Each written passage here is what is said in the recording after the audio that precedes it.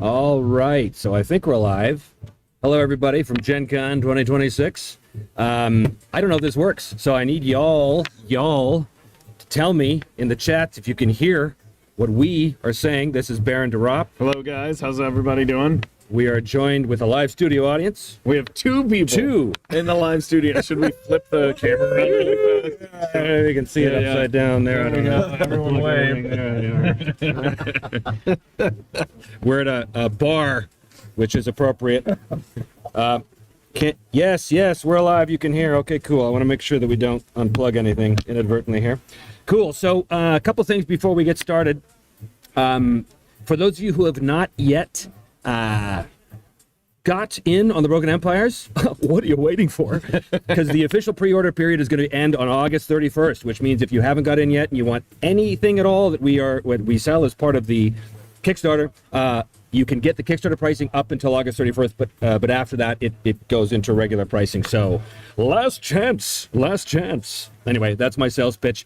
Thanks for joining me today, man. Absolutely. Yeah, no, I'm looking forward to this because I remember interviewing you on my channel at Gen Con 2 years ago about this project when it was like first being hatched. And you were very skeptical. You were very like, how can you politely skeptical. You were politely skeptical, but skeptical nonetheless. Yes. You were like, how can a dice roll do so much? Well, today, he's about to find out. Yeah, it'll be fun because I come from such like 5e and OSR mainly OSR background now that, you know, outside of like West End D6, I don't really mess around with a whole lot of other styles of systems. That's why I think you're perfect for this. So I will be able to ask a lot of intelligently stupid questions. That's what I'm looking forward to. Like, I understand game design thoroughly, but like, why are there so many roll tables, Trevor? Yes. Well, you're going to see actually that there's not a ton of tables. That's one of the things about this game. All right. I mean, there's lots of optional tables, but in terms of the core mechanics, there's zero tables. But we will get to that in a second. So I will tell you guys as well that this is a 650-page book that we're about to go over. We're not going to get through everything, obviously. We're going to have to speed run through a bunch of stuff. I will also tell you that this is, in fact, a preview copy, so we don't have the index in there yet. There's still a couple little things where we have to finesse, and like there's one section in the book where one of the columns got janked off a little bit, so we're still making corrections and stuff like that. So this is not the final version that I'll be sending out to you guys, but it's very, very close. So, but I did... we're obviously close enough now that I feel I can actually show you what we've been working on this whole time. This is the digital core rulebook. The starter set will be coming later, but that is also right on the doorstep, so to speak. So the other thing about the chat, I'm going to be trying to come into chat as much as I can, but there's so much to get through. So I'll do the best I can. But yeah, I'll keep the chat pulled up on my phone. Beautiful. Okay, so let's get into this thing. By doing that. There we go. Ooh. So, how exciting. It's got a real cover. Look at that. Oh, it's so attractive. Yes. Anyway, that's the cover. This is the cover of the regular rule book. The premium is black leather with this really cool silver inset thing, and it's all very cool. Anyway, so these, by the way, these are the 4 characters that were the main characters in each season of Me, Myself, and I. Starting around the clock there in the upper left, that's Simon, and then there's Arn from season 2, and then that's Vale, who was the protagonist of season 4, and then Edbert was the protagonist of season 3. So that's who these people are. They're not just random people. I also wanted to make sure that our cover showed people, because in the end, this is a game about characters. It's a game about people pursuing goals. So that was the focus, as opposed to, you know, some guy fighting a dragon, for example. Not to say that you're not going to fight dragons, but you'd be crazy to fight a dragon in this game. All right, so we start here. This is the world map. This is the inside of the book. As soon as you open up, you see this map here. This was done by my friend Ross Sorensen. This will also come in the starter set as a giant 11 by 17 pullout, and there's a cloth map version of as well that came with the Kickstarter. But it's very, very cool. This is very... I like worlds that are similar to our own in that there is a cultural reference point, so that you can see, oh, this is kind of like England, this is kind of like Egypt, this is kind of like France, right? So that's kind of what we've got going on here in terms of the cultures of the world. So it's all very kind of European, North African-ish is the feel of it there. Not obviously in geography, but... So, this is the next page here with the credits and such, and all of the usual legal blah, blah, blah, and all of the people that were involved in the process. This is the shirt I'm wearing right now. Yes, we can see it. There it is. Cool. Make sure we're back to. There we go. Yeah. There we go. Yeah, we've got a ton of tremendous artists on this project, and they're awesome. And Yeah, the artwork is absolutely amazing. yeah, I think you're going to be impressed with this. Throughout the whole book, there's really, really great stuff. So there's our table of contents. These are all the, well, I don't have to explain everything. This is the table of contents. This is how you find out where you are in the book. Wow. No one has that. So there you go. Table of contents. 650 glorious pages. This is Hold on, I want to go back one yeah, page. sure, I want to sure. see what your appendices are. Mass combat, naval combat, personality traits, name tables, and treasure. Yes. Treasure is only 4 pages? That's correct. It's not a game about getting stuff. Oh, man. Yeah, I'm telling you. But you'll see. I'm holding my judgment. The treasure stuff is all about tailoring it to what's going on in the particular session. Okay. I'm not a big random guy when it comes to that stuff. I'm a big random guy when it comes to developing encounters and all of this kind of stuff. Right. But treasure, this is not D&D. This isn't about going Sure. into a dungeon and getting rich. Of course, right? I do see that there are nearly 50 pages on travel. Exactly. So, it tells you I my am priority. intrigued there. I'm Yes. intrigued. All You got a right. question? Yeah, so it sounds like, if I'm clear, you've not seen any of this, right? This is the first. This is the first time I'm saying, yeah. He's Yeah, a virgin. picking up on that. Okay, Yes, good. he's a Vestal virgin. I am a sacrificial virgin at the altar right now. I want to see if I've got the right view here. We doing that correctly? There we go. Can you guys see that introduction? Does it- Yeah. Yeah, Beautiful. yeah, Okay. we got it. So introduction, obviously, this is where I talk about my philosophy about the game, about what I wanted to build, all this wonderful stuff in here. Blah, blah, blah. Oh, hold on. Which one is it? Is it 1? Is it 1? I think it's 1. What are you trying to do? I'm trying to do the thing where I can scroll down page by page. It's okay. That's fine. Anyway, introduction. This picture I'm very proud of. This picture was inspired by the old Sky Realms of Jorun game. Oh, yeah. Because they had a cover that spoke to me as a gamer so much, because it was a cover about a death scene of this guy. And to me, that I saw this in the early 80s, mid 80s, and that picture changed my whole world, because it told me that a role-playing game doesn't have to be about going and killing monsters. It can be about something far more important. It can be about relationships. It can be about tragedy. It can be about all of that great stuff. So I had one of our artists, I commissioned one of our artists to do sort of a version of that picture, and I absolutely love this picture. It's one of my favorites.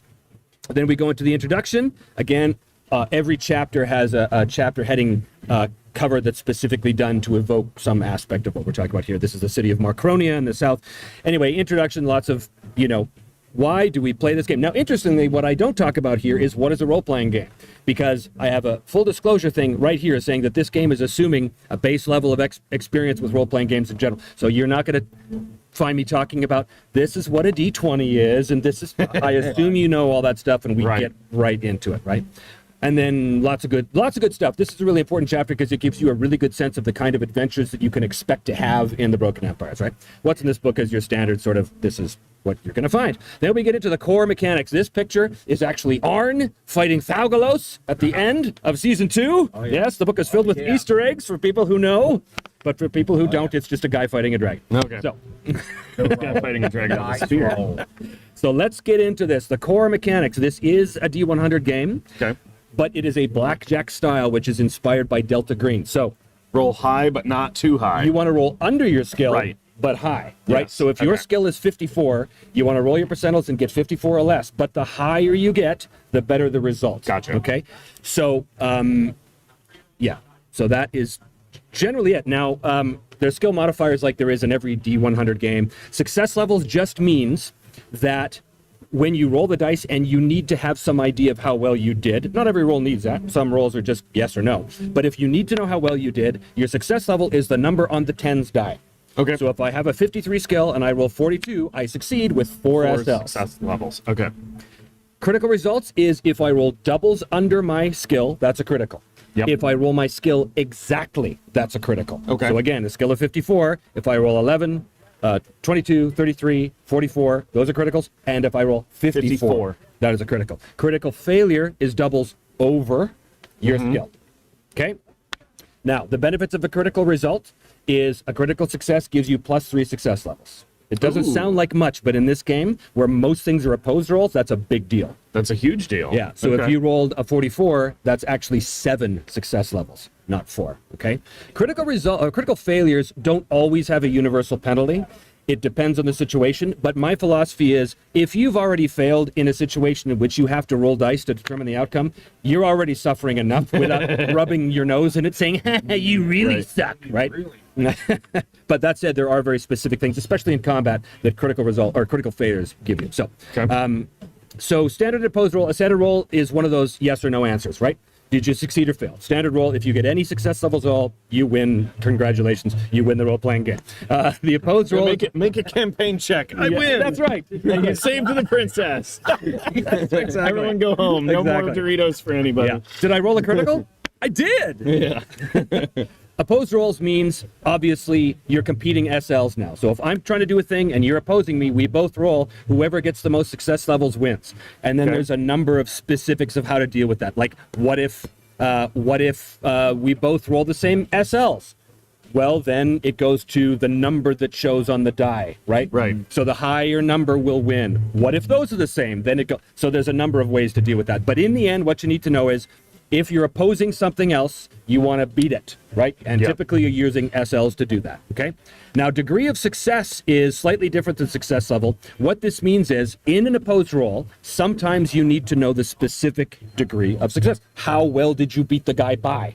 Okay. All that means is, the loser's SLs are subtracted from the winner's to get the degree of success. So if I get 7 SLs and you roll opposed and you get 4, I win, but I win with 3. Gotcha. Right? That's DOS, degree of success.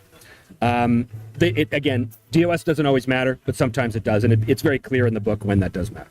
Then we get extended rolls. So extended rolls are kind of like, I guess if you were a 4E player, you'd call this a what do they call that thing where you a skill challenge? I guess they call that. Yeah. So the idea is that you're trying to roll one or more different skills depending on the circumstances, and you're trying to accumulate success levels over time. Okay. But there's a number of limitations there. Maybe there's a time limit. Maybe you can only roll a certain amount of times. Maybe you have to do it before a certain event happens. Whatever the case is, the goal is always the same. You want to make sure that you've achieved a certain amount of success levels in a certain amount of time and get what you want. Okay? Again, this is all fairly straightforward stuff in most games. Most games have some version of this, right? And then there's things about multiple participants and exceptions and yada, yada, yada. There's also something called the timer die here, which you can use as an option. The timer die is something I introduced in season 4 of Me, Myself, and Die, which just creates a new random element in there where you don't know how long you have to compete or complete the task. So when you make the roll, then you roll the timer die and maybe you're out of time now, right? It could introduce complications, all that stuff. Anyway, it's optional, but it's... So how does the timer die work? Is that you make a extended roll the timer die, and then that's how many rounds you have left? No, basically, there's a number of ways to do it. One of the ways we do it is we assign the task a tolerance, and a tolerance could be a number like 3, let's say. So what that means is you've got 3 rolls until you have to start making the die roll. So our first 3 rolls are free, but after that I break the die roll, and if I roll the current amount of rounds that have passed or less, that's it, right? Gotcha. Okay. But again, there's options of how to do that. It's kind of like the action, the available action to complete successfully has its own death timer. Yeah, exactly right. Yeah. Okay. And again, it's optional. It's not always applicable. But this is our offset thing that got screwed up, but we'll fix that. Favor and resolve. So I'm not a big meta currency guy typically, but what favor is it's really resolve. Let me explain this. Favor is the closest thing we have to meta currency. It basically means if you spend favor on a roll, you get plus 10 to that skill value. So if I've got a skill of 50 and I spend 1 point of favor, now it's 60. Okay. However, favor isn't just, it's not a game mechanic. It's not, okay, GM, I as a player want to spend these special points. No, it's based on your character's resolve. So your character has a certain pool of resolve. And when you spend resolve, you get favor. So if I spend 3 points of my own resolve, I now can give plus 30 to that roll.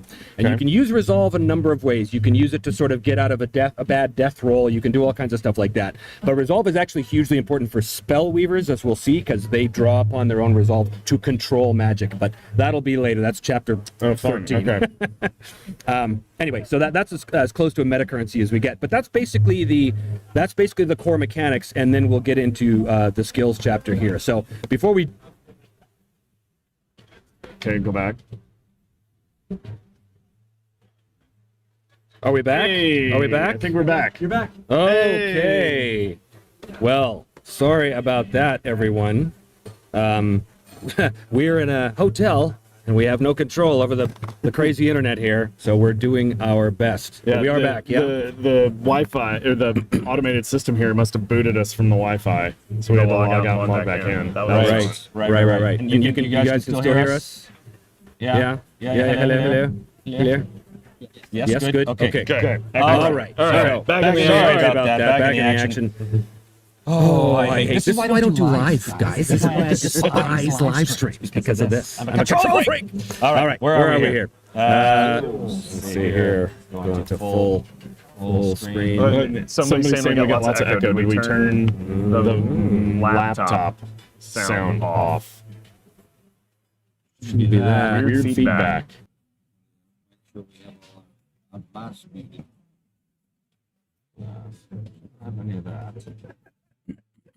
What about now? Does that have any difference? Bobbity bobbity boo. Bippity boppity boop. Can you hear me? Still feedback? Still feedback. That helps. Yeah, help? it did. Okay. I cast good? a magic spell. Excellent. All Let's roll. Okay, Excellent. here we go. Let's go back. I love how we get immediately like 30 messages. It's good now.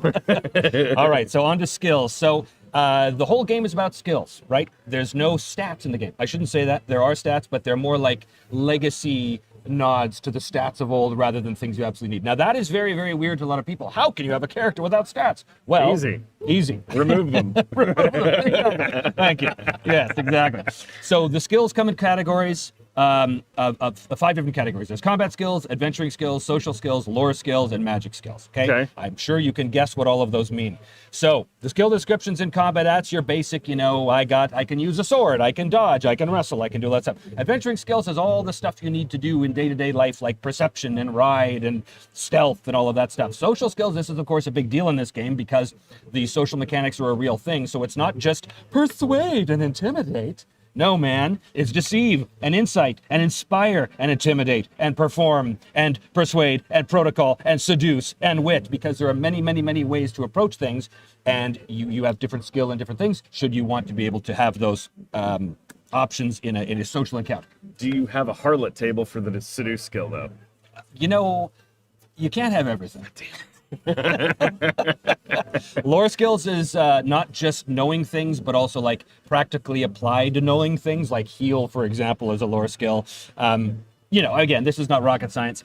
And then languages, list of languages, yada, yada, yada. Magic skills, we don't even really talk about here as much because they have 2 big chapters on them. Right. Skill competency, this just tells you some basic ideas, right? Like success without a roll. This is one of those things that, again, I got from Delta Green, which I was so inspired by, this idea that if I have a character and he has a 65 skill in a thing, and there's really nothing at stake, then why would you roll, right? Especially if it's a knowledge-based thing. Sure. I have, like in Delta Green, if you have biology at 65, you don't need to roll to know whether or not, algae is green. Algae is green, exactly. You just know that, right? So that's kind of what this says. It's an optional thing for the GM to say, oh, your skill is roughly high enough, fine. You just succeed, right? Perfectly fine.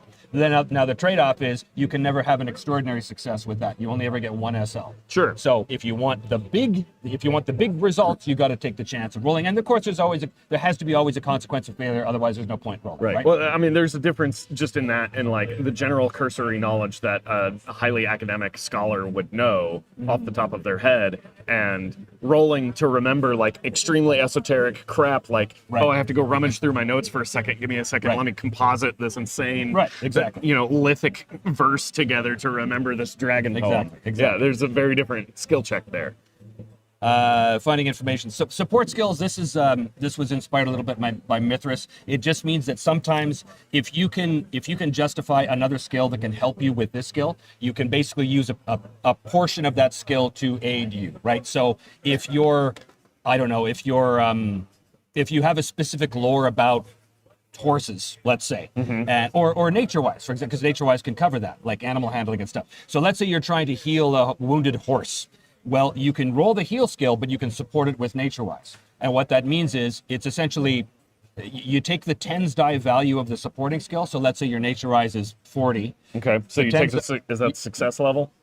No, it's just the Okay. actual tens level of the skill Okay. itself. So if my heal is 50 and my nature wise 40, and I'm doing a heal supporting with nature wise, I take the tens die of the supporting skill, in other words 40, and I double that, and it becomes a +8. So it's not a huge help, but +8 in a percentile system can actually make a big difference. I mean, that's right? almost a success level. Exactly. Yeah. Exactly. So that's how that works.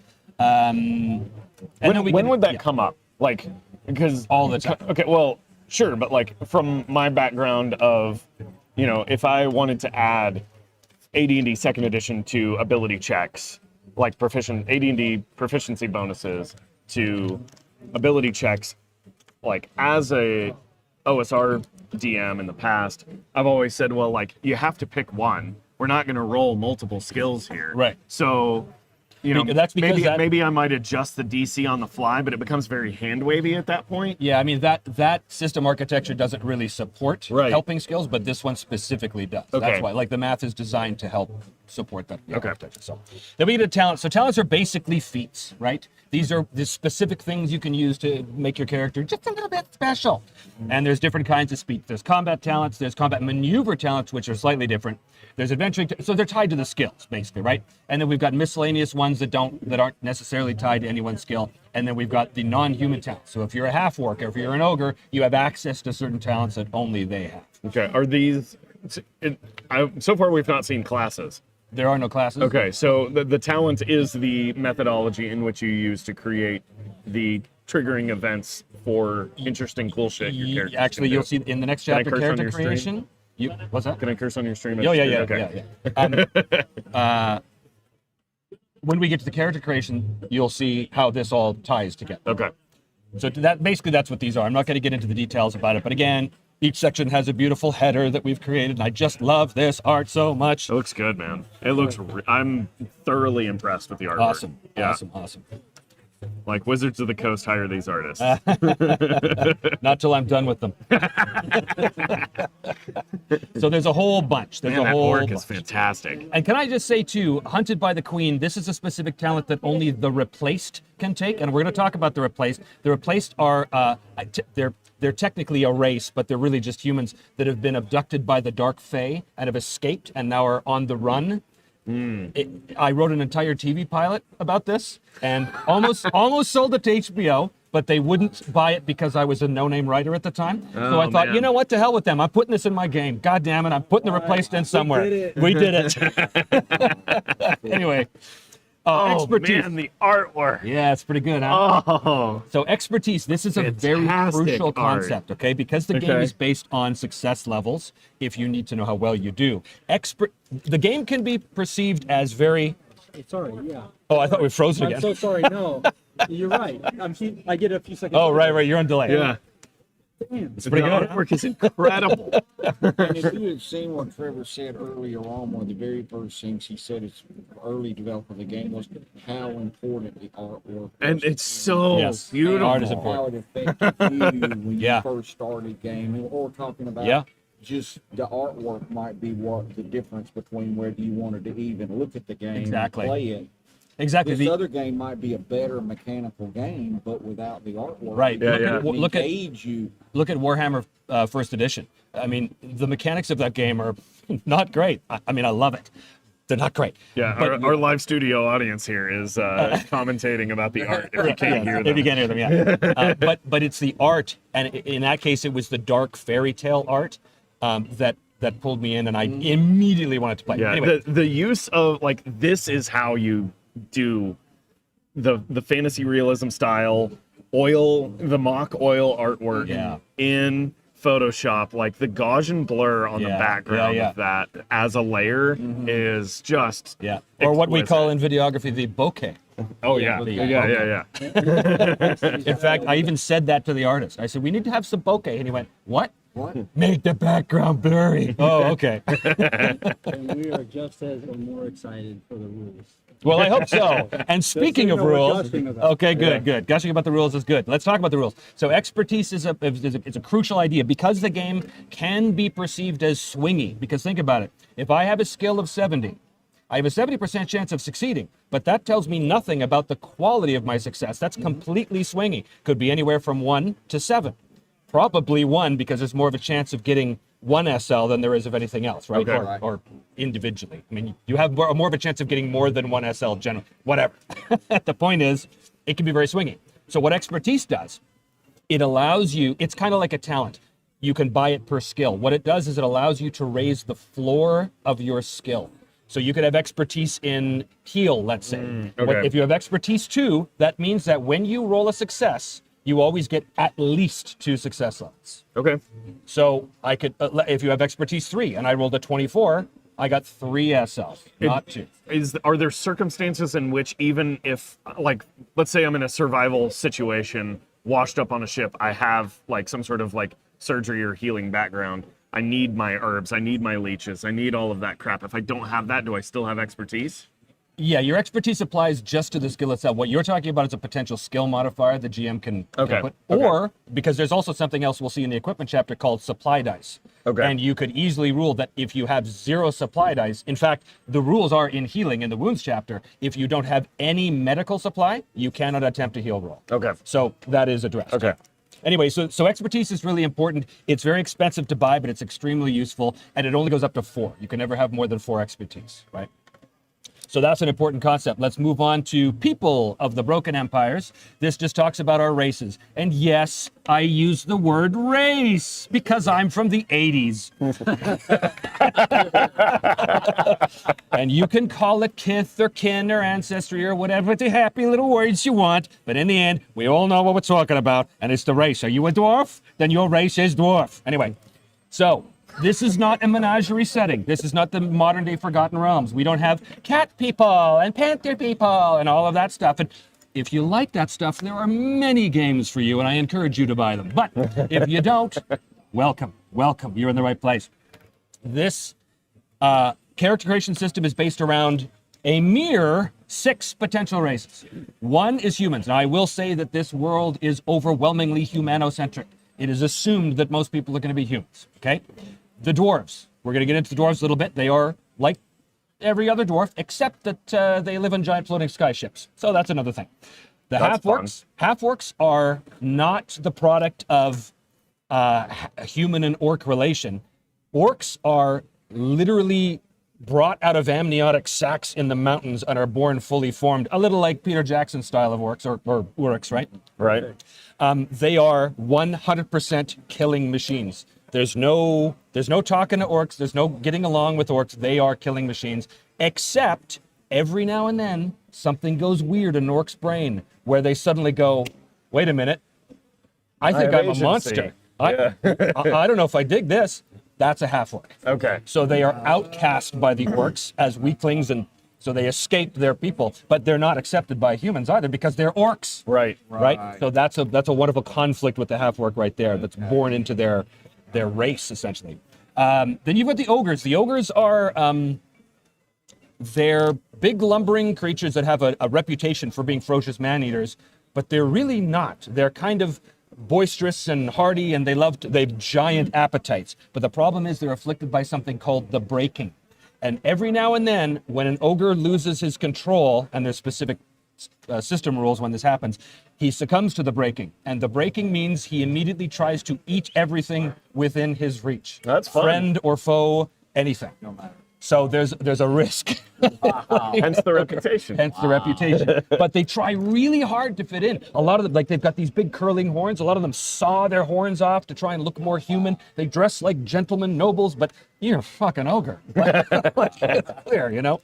So I really like to build in the idea of conflict, even with your choice of race. Like, Right. there's a meaningful choice here when you pick this. Then we have the Bolgfear. Oh, I love the Bolgfear. There are no elves in the Broken Empires. There used to be. The Duan Seed is what they were called, but they left a long time ago. They have cousins called the Bolgfear. The Bolgfear are like a combination between lesser giants and elves. They're a little more human than the elves were. The elves are very alien. Like, they're very, if you've ever read anything by Paul Anderson, like The Broken Sword, his idea of elves, or if you've ever read Tad Williams, Memory, Sorrow, and Thorn, that series, his depiction of the elves are very, very alien. That's kind of what the Duan and Seath were. So the Bolgfear are more bitter and resentful because what happened was when the elves left, the Boldfear said, "Take us with you, take us into the other world," and they said, "No." And they left them behind to deal with the humans and the orcs and the ogres, and so the Boldfear are like, "Ah, elves!" So. That's but they're more natural spelled weavers. They're more in tune with the same stuff that the Seethy were, the Duenna Seath. So they're cool too. And then we've got the Replaced, which are humans that were abducted and enslaved by the Dark Fae and have now escaped. And they are always on the run from the Queen's Huntsman. But anyway, so that's that. Humans here, these are just a bunch of heraldic devices from the various parts of the world. Again, we've got some lovely art here. But, you know, your human is your human is your human, which is great. But it is very important the culture you're from. And when we get to character creation, you'll see that where you're from in terms of your background or your culture, it has a lot to do with a lot of stuff. Dwarves here, again, I don't want to get too much into this, but basically, dwarves are going to be very familiar to people with the exception that they no longer live in Mountain Home, which was the big dwarven mountain empire that they had. There was a cataclysm that happened thousands of years ago that forced the dwarves to flee on these gigantic floating stone ships, of which there were 13. But those stone ships scattered, and gradually the dwarves forgot the connection with their history, and they're now ruled by this caste of priests called the Sky Priests. And the Sky Priests actively suppress any knowledge of their history to the point where no one knows how the ships stay floating. But the Sky Including Priests... the Sky Priests? Well, all the Sky Priests know is that they anoint the gears with the correct unguents and oils, and they chant the right words, and somehow the ship keeps afloat. So it just becomes a ceremony to do maintenance. But no one ship. really knows how How it it works. works, yeah. Obviously, this is inspired a lot by 40K. It's inspired a lot by the Mechanicus, the Adeptus Mechanicus. But anyway, so there's that aspect there. Very, very cool stuff. Your dwarves aren't comic relief. They are not comic relief. These No. are awesome. Yes. No creature in this is comic relief. I love this stuff. Good, I good, love it. good. For if you can't hear it, our audience says they love this. Then we get to half orcs. Look at this picture. I just love this picture of that. Look at the brooding countenance of this fella. This is a guy who's lost his people. Look at this guy. Lost his people and also wonders what kind of monstrous things he did before he snapped out of it. Exactly. Yeah. Exactly. And I just realized here we have to put this bar over the image. It's okay. We're finding little issues in this preview copy, but that's fine. Then the ogres. Look at this picture of the ogres. So this is kind of like, I'm not going to lie, there is an aspect of Shrek to these ogres, which I kind of like. But, you know, if Shrek suddenly broke and ate donkey, then that would, that would be a very different movie series. It sure would be. So that's them, the Bold Fear. Again, I love everything about this picture, the angle, the sort of like, the condescending attitude of these creatures, like pointing down at you, like, who are you, Right. lesser scum? Anyway, fantastic. And then they're replaced. So again, humans that have broken free of the thorns, which is the gateway to the realm of the Dark Fae. Very, very cool stuff. This is a very difficult thing to play in the game because you're basically asking for a world of trouble. And I even say in the character creation chapter that if you want to play the Replaced, you really have to clear it with the rest of the table because it's going to fuck your whole party up. Like you're constantly Fae are constantly after constantly you. after Yeah. you. Anyway, that's that. And then we get to the goals chapter. But before we get there, let's go to the phones. Let's go to the phones. What do we have in the phones here? While he's looking, it seems like you took your time in Middle Earth role-playing and Rolemaster, and you just fixed a whole bunch of stuff. Well, I don't ever like to say that I fixed things because I only stand on the shoulders of design giants. Yeah. But certainly one of the things I've been very open about from the beginning is that The Broken Empires is an homage to all of those games that came before because I'm so experienced in all of these type of games, I wanted to take all the best pieces and see if I could make them work together. And I think I've largely succeeded in most cases. Thank you. Thank you. It looks really good. We have just a lot of people talking about, are the Fae the elves? That's a good question. Well, that is a good question, and that's going to be up to a GM to determine what the relationship is there. Let's see here.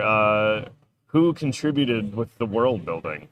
Did anyone else contribute? Well, I mean, or- it was mostly me from creating Me, Myself, and Die, because again, this entire game comes out of the 4 seasons I did on the channel. But my friend Ross is a huge contributor to the setting. I've known Ross and gamed with him since I was like 15 years old, and we always said we should do something together. So when this came about, I called him and I said, "Guess what, buddy? We're doing something. So I need you." And so Okay. he, as you'll see in the setting chapter, he really came through, man. So it's Nice. it's been fantastic. Yeah, we also have someone saying that somebody playing as the what is it, the replaced, Replaced. would be a good solo option. Absolutely it would. Yeah. Absolutely it would, yeah. In fact, it's kind of made for that. So don't ever say I don't give anything back to my solo audience. All right, let's move on here. Oh, yeah. we have a question. Have you personally play tested the different races for TBE, and if so, which ones did you have the most fun with? So people have loved playing the ogres. I can see that. It's not that they're comic relief, they're clearly not, but they're the closest thing to like a big lovable type, except again when the breaking comes and then they want to eat your face. So even the lovable cutesy stuff here is tinged with potential violence and tension the whole time. So yeah, the ogres have been fun that way. All right, let's get on with goals. So this entire game is built around the idea that your characters are pursuing things important to them. This is how you advance, by pursuing your goals. You don't get blanket experience for killing monsters or gaining loot or anything like that. In the games where you get XP for doing that, those games are designed to give a particular experience, which is get rich, get powerful, kill stuff, right? This game has a very different philosophy. This game says the game can be about anything you want. If it is going into dungeons, killing monsters, you can totally do that. But no matter what it is about, it has to be about you choosing what you want to do and then pursuing that goal by overcoming obstacles. And has a very specific definition. In order to overcome an obstacle in pursuit of your goal, you have to roll dice to do it. You have to use your skills and talents and, abilities in order to overcome the obstacles to move towards your goals. Now, why do I say that? Because the only time you roll dice is when there's something at stake. Right. So therefore, you can't just pick a goal and say, I want to have lunch today. I had lunch, I get 3 XP. No, because you don't have to eat lunch skill. There's no eat lunch skill, right? So that's the idea. So goals are very specific though, and there's different types, but generally it's individual goals or shared goals. Shared goals are important because it brings the group together. So if I have the goal of, I'm going to kill that guy who murdered my father, that's great. But if we have the goal of, we are going to kill the guy that butchered our Lord, now we are unified, and it gives us all rewards for pursuing that goal together. Is that something, does the group come up with a goal as well as each individual player at the same time? So Yes. you have multiple goals in tandem? Yes. Okay. Yes. And again, in this chapter, we talk about, don't overload yourself. You really should have no more than about 3 goals at a time. You can, but if you start to have too many goals, it gets messy and you forget, you lose Yeah, of focus, course. right? Anyway, so there's all kinds of talk about goals and how to make them and why they're important. And again, I love this photo. Look at this archer who has just saved these slaves from, and obviously she's just burned down the compound. Like, what a story! What a story this picture tells. Anyway, good stuff. And then we get in, I have a little quick method for turning ideas into goals for people who, maybe they don't quite get it. So here's like a cheat sheet. Say, okay, here's a quick way to look at this. For those of you who know, this is Simon of Argoston after they destroyed the undead temple. He was never this relaxed in the show, but that was a nice moment. And then we go into character creation. So this is a big one. This is a big chapter. But essentially, I'm inspired a lot by RuneQuest and Mithras, which are kind of the same thing. But specifically, I'm inspired by old Mithras, old RuneQuest, RuneQuest 3. As you can see, there's a number of steps. The first thing you do is envision the concept and assign starting skills. Now, I will say as well, this is not an OSR game. This is not, I don't know what I'm going to play. I'm going to roll 3d6 down the line and just play whatever. That's not what this is. Okay. If you want to play this game, you should have some aspect of what kind of character you want to play first. Now, you don't have to. There are random ways to create a character, but you will have a deeper, richer experience if you come into it going, I kind of think I want to play something like this. And that's it. You don't have to be specific. You don't have to say, Sure. well, this is my character and this is his backstory. And 5 years ago, he slew a dragon. In fact, I talked specifically about backstory. You don't want backstory. Backstory is a waste of time. Right. Because what is important in this game is what's happening now and what you're working to in the future. That's all that counts, right? Anyway, so you should envision a concept which is important. Then you choose a race, as we've already seen. And then we choose 2 ability scores. This is the legacy nod to stats. And then we determine attributes, which we'll get into in a second. Pick a cultural background, of which there's 4. Okay. The cultural background determines your starting skills, essentially, skill levels. Depending how you were raised, essentially. It's That gonna makes give you, life events is, the game doesn't really have a life path system, but this is the closest thing. Again, we'll talk about it when we get into it. Okay. Previous career, that's the closest thing we have to a class. So this is a little like Dragonbane and a lot of other games where you don't have a class, but you have a starting package of skills and abilities to give your past some shape. So I was this, I was trained in this, here's my general skills. But from that point on, you can turn your character into whatever you want. Okay. Okay. Rounding out is just, you want some up. extra cleanup. Yeah. Equip your character, Housekeeping. obviously. Assign personality traits, which you get to. Goals is an important one. And then there's an optional thing for status. Status is a whole separate subsystem, which is if you want to, if you don't want to track and deal with specific money, like, oh, I've got 13 gold, so I can afford this. You can have it. There's a more general way of assuming wealth. Right. But it's not just saying, oh, I have a general wealth level, I can afford to stay at the end. Right. It's also how socially connected you are. Exactly. Right. And it allows you to play games where you can be noble lords or merchant princes or whatever, right? So again, I'm not going to get into all the details here, but you establish a rough concept, you assign your starting skill values. There's a very particular way of doing that. You can choose or roll your race. Like here, there is a chart. If you want to keep it random, you can. This is all the different human cultures. And of course, it's important which human culture you're from if you are a human, because not only does it determine the general feeling of the character, but also it determines your starting language. In the Broken Empires, there is no common language. tongue. Okay. There is Old Vestrian, which is kind of like fantasy Rome, right? Most people speak a few words of Old Vestrian. It's kind of like Latin. At least enough to do Where some is bathroom? basic trade. Right. Yeah. But if you want to actually go to any place that you're not culturally familiar with, you better have a lore master with you, someone who speaks those languages, or merchant, right? Because languages, that's a potential conflict area. If you can't speak to the locals, all kinds of wonderful misunderstandings can crop up, which is the seeds of adventure, right?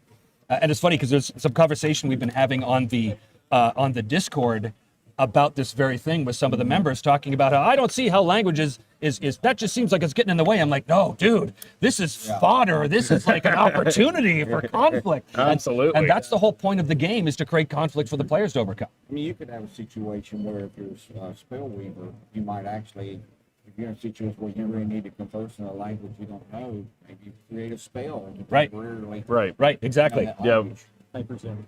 Oh, Are how'd we that happen? zoomed in? We're totally zoomed in. Oh no. We're watching Trevor's neck. No, we're fine. We're right here. That's weird. Okay, well, we're back. Oh, We're I back. zoomed in. Yeah, my fault. Sorry, guys. That's okay. All right, let's get back to this thing here. So, is that right? Oh Sorry, my I'm God. switching back and forth. There we go. All right. Yeah, so these are the races, talks about all the various things, all that good stuff.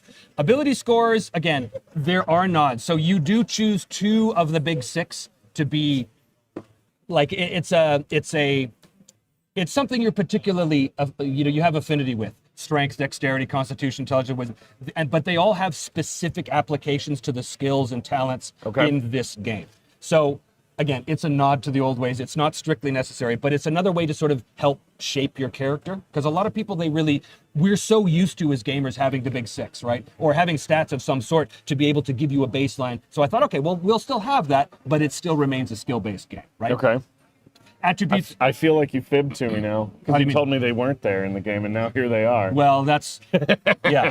That's because I'm a dirty liar. Yeah, well. And it completes. I don't know if you knew this is a complete scam. Can't you tell? It's No, a yeah. total scam. It's a complete scam. It's a complete scam. Anyway, attributes are various gamey things that are important for resolving things, which we won't get into now. Then you pick your cultural background: civilized urban, or civilized rural, or Hold on. barbarian. We Hold gotta on, go back. Hold on. That artwork is Yes, I know. incredible. I should All have right. just skipped past the art. I know. Anyway, so this gives you packages of skills, but you assign them, right? So you decide you know, what, because like, for example, the civilized rural, add +10 to 2 combat skills and then these skills. So you would choose, in this case, the 2 combat skills you want to be a little better with, right? Based on your background. So there's lots of choice here. Creating a character once you understand the system is still fairly quick. You can do it in about 15 minutes, but the first time you do it, it's going to take a little longer because it's the first time you're doing it, right? I even talk about that in the GM section, that this game really, there's a learning curve. There's no question. But as soon as you get through it, maybe 1 or 2 sessions, it moves real fast. Life events. These are basically things that happen to you at 3 different times in your life. And the important thing about the life events is it gives you bonuses to skills and access to certain talents, but more importantly, it's a device through which the player characters can be brought together in their past. So you can link, and there's mechanical reward for doing that. If you can link a life event between 2 characters, they can pick a skill to get a bonus to based on the context of what happened narrative in the event. of what happened in their backstory together that links together. That's and it also, you have the option of creating relationship NPCs. So these are NPCs that arrive in your life based on those life events, and they can be friends or patrons or rivals or adversaries. Right. So it's immediate fodder for the GM to be able to pull you deeper into the world. Gotcha. Right? Very traveler life path style That was thing. totally the inspiration. Yeah. Totally. So we've got the origin life events here, and there's a whole bunch of them, as you can see. Oh, hell yeah. It's a D100 table. And then we've got the youth life events, same thing. And then we've got the recent life events. And I will just say, it's kind of hard to read here, but if you roll 100 on the recent life event table, for those of you who've seen season 3 of Me, Myself, and Die, it says you have woken up with no memories other than your other 2 life events, and that you're standing on a dock preparing to fight your pursuers. Where was the dock? Who were the pursuers? And why do you have the feeling that this has all happened before? Anyway, then we talk about selecting a previous career. So again, this is not a class. This is just a skill and talent package you can choose to give your character some shape right out of the gate, because it's not a game about niche protection, but classes are very useful for that very reason. Right. We don't want to make the same guy, and it's impossible to do that in this game. Even if we said we want to be a couple of half-orc warriors, I guarantee you they're going to be very different people. But this allows you to generally shape. Have we got the healer? Have we got the fighter in the group? That's what this is for. So it's very simple. You've got your warrior, rogue, ranger, speaker. This is a very important class because so much of this game is about communicating verbally. Right. That's your bard replacement, right? There is technically a bard. Oh, okay. Yeah. So All a speaker is more like a diplomat, or and then a civilian. And you might think, who would want to play a civilian? Civilians are incredibly well-rounded. They could do many, many different things. Kind of the jack of all trades, right? Lore master, the guys who know stuff and they know languages. Merchant, godbound. These are the clerics of the world, but Godbound are treated a little differently than your average cleric, as you'll see. Spellweavers, of course, are wizards and mages and stuff like this.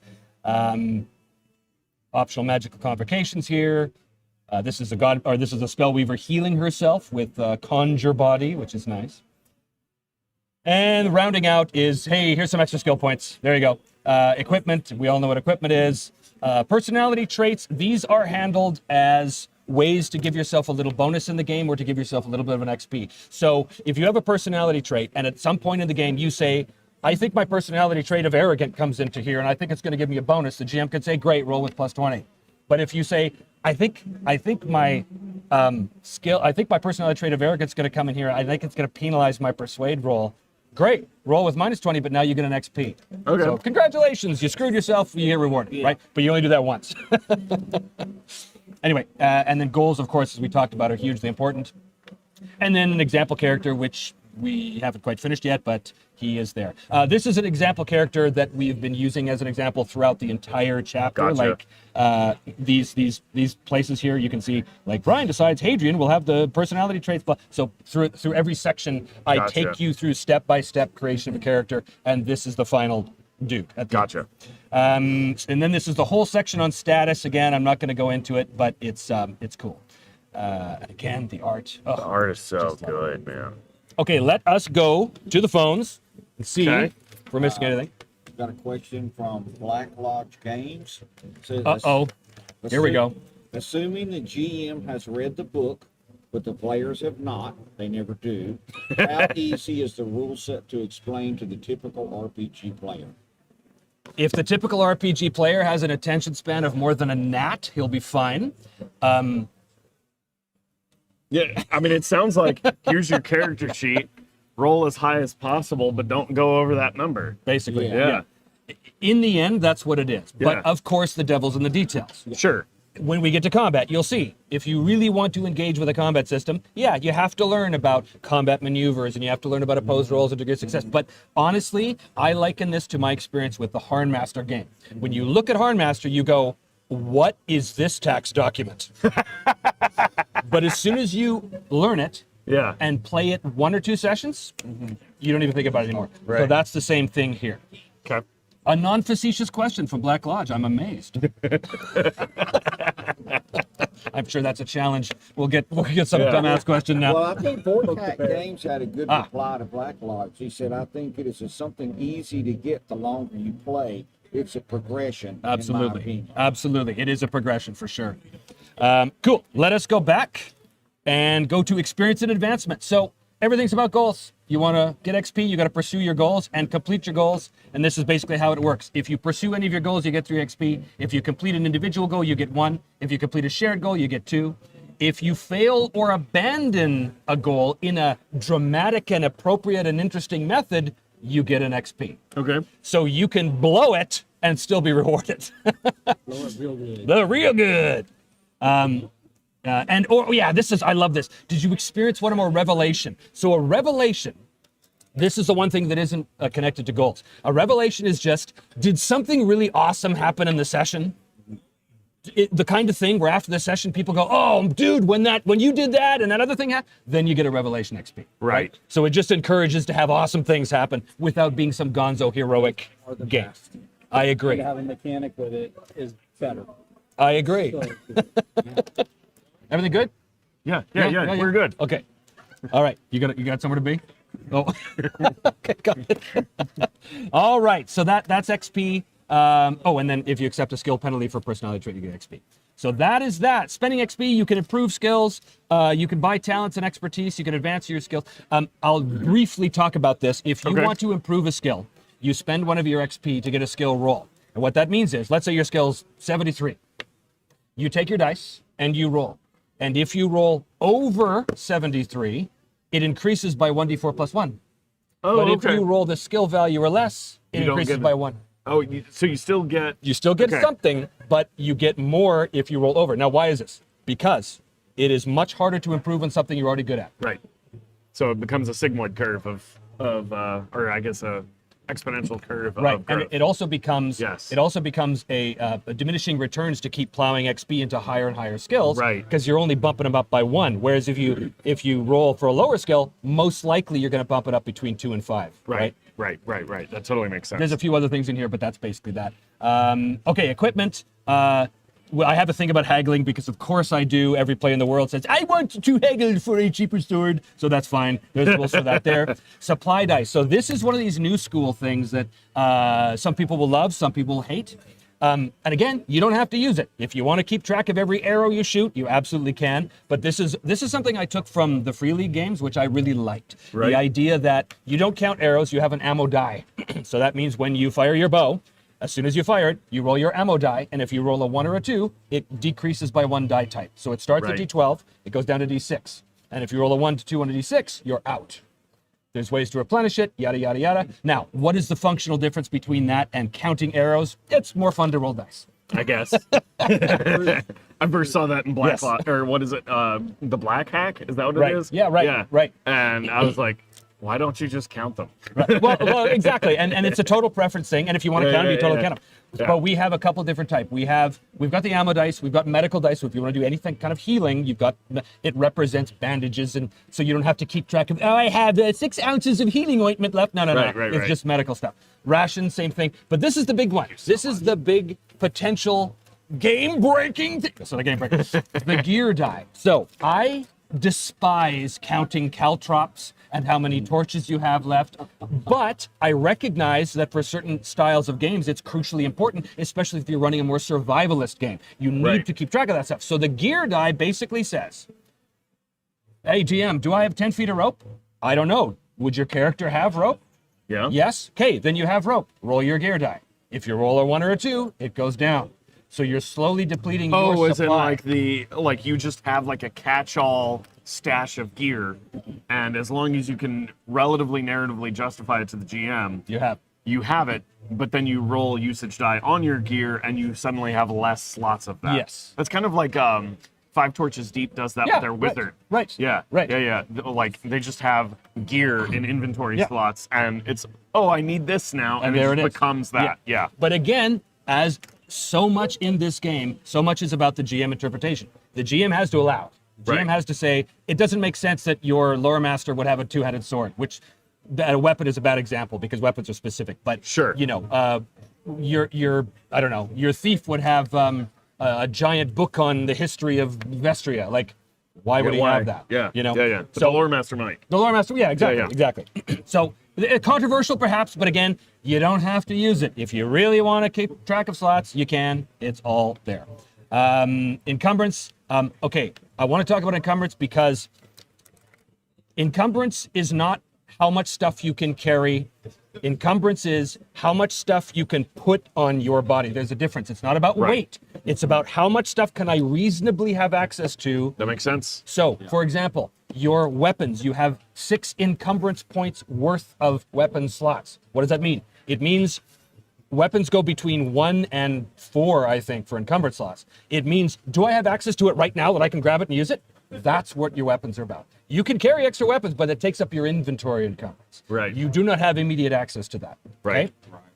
So that's a big deal because it really, really determines your options as a combat fighter, right? If I take a broadsword and a medium shield, I can still have room for a hand axe.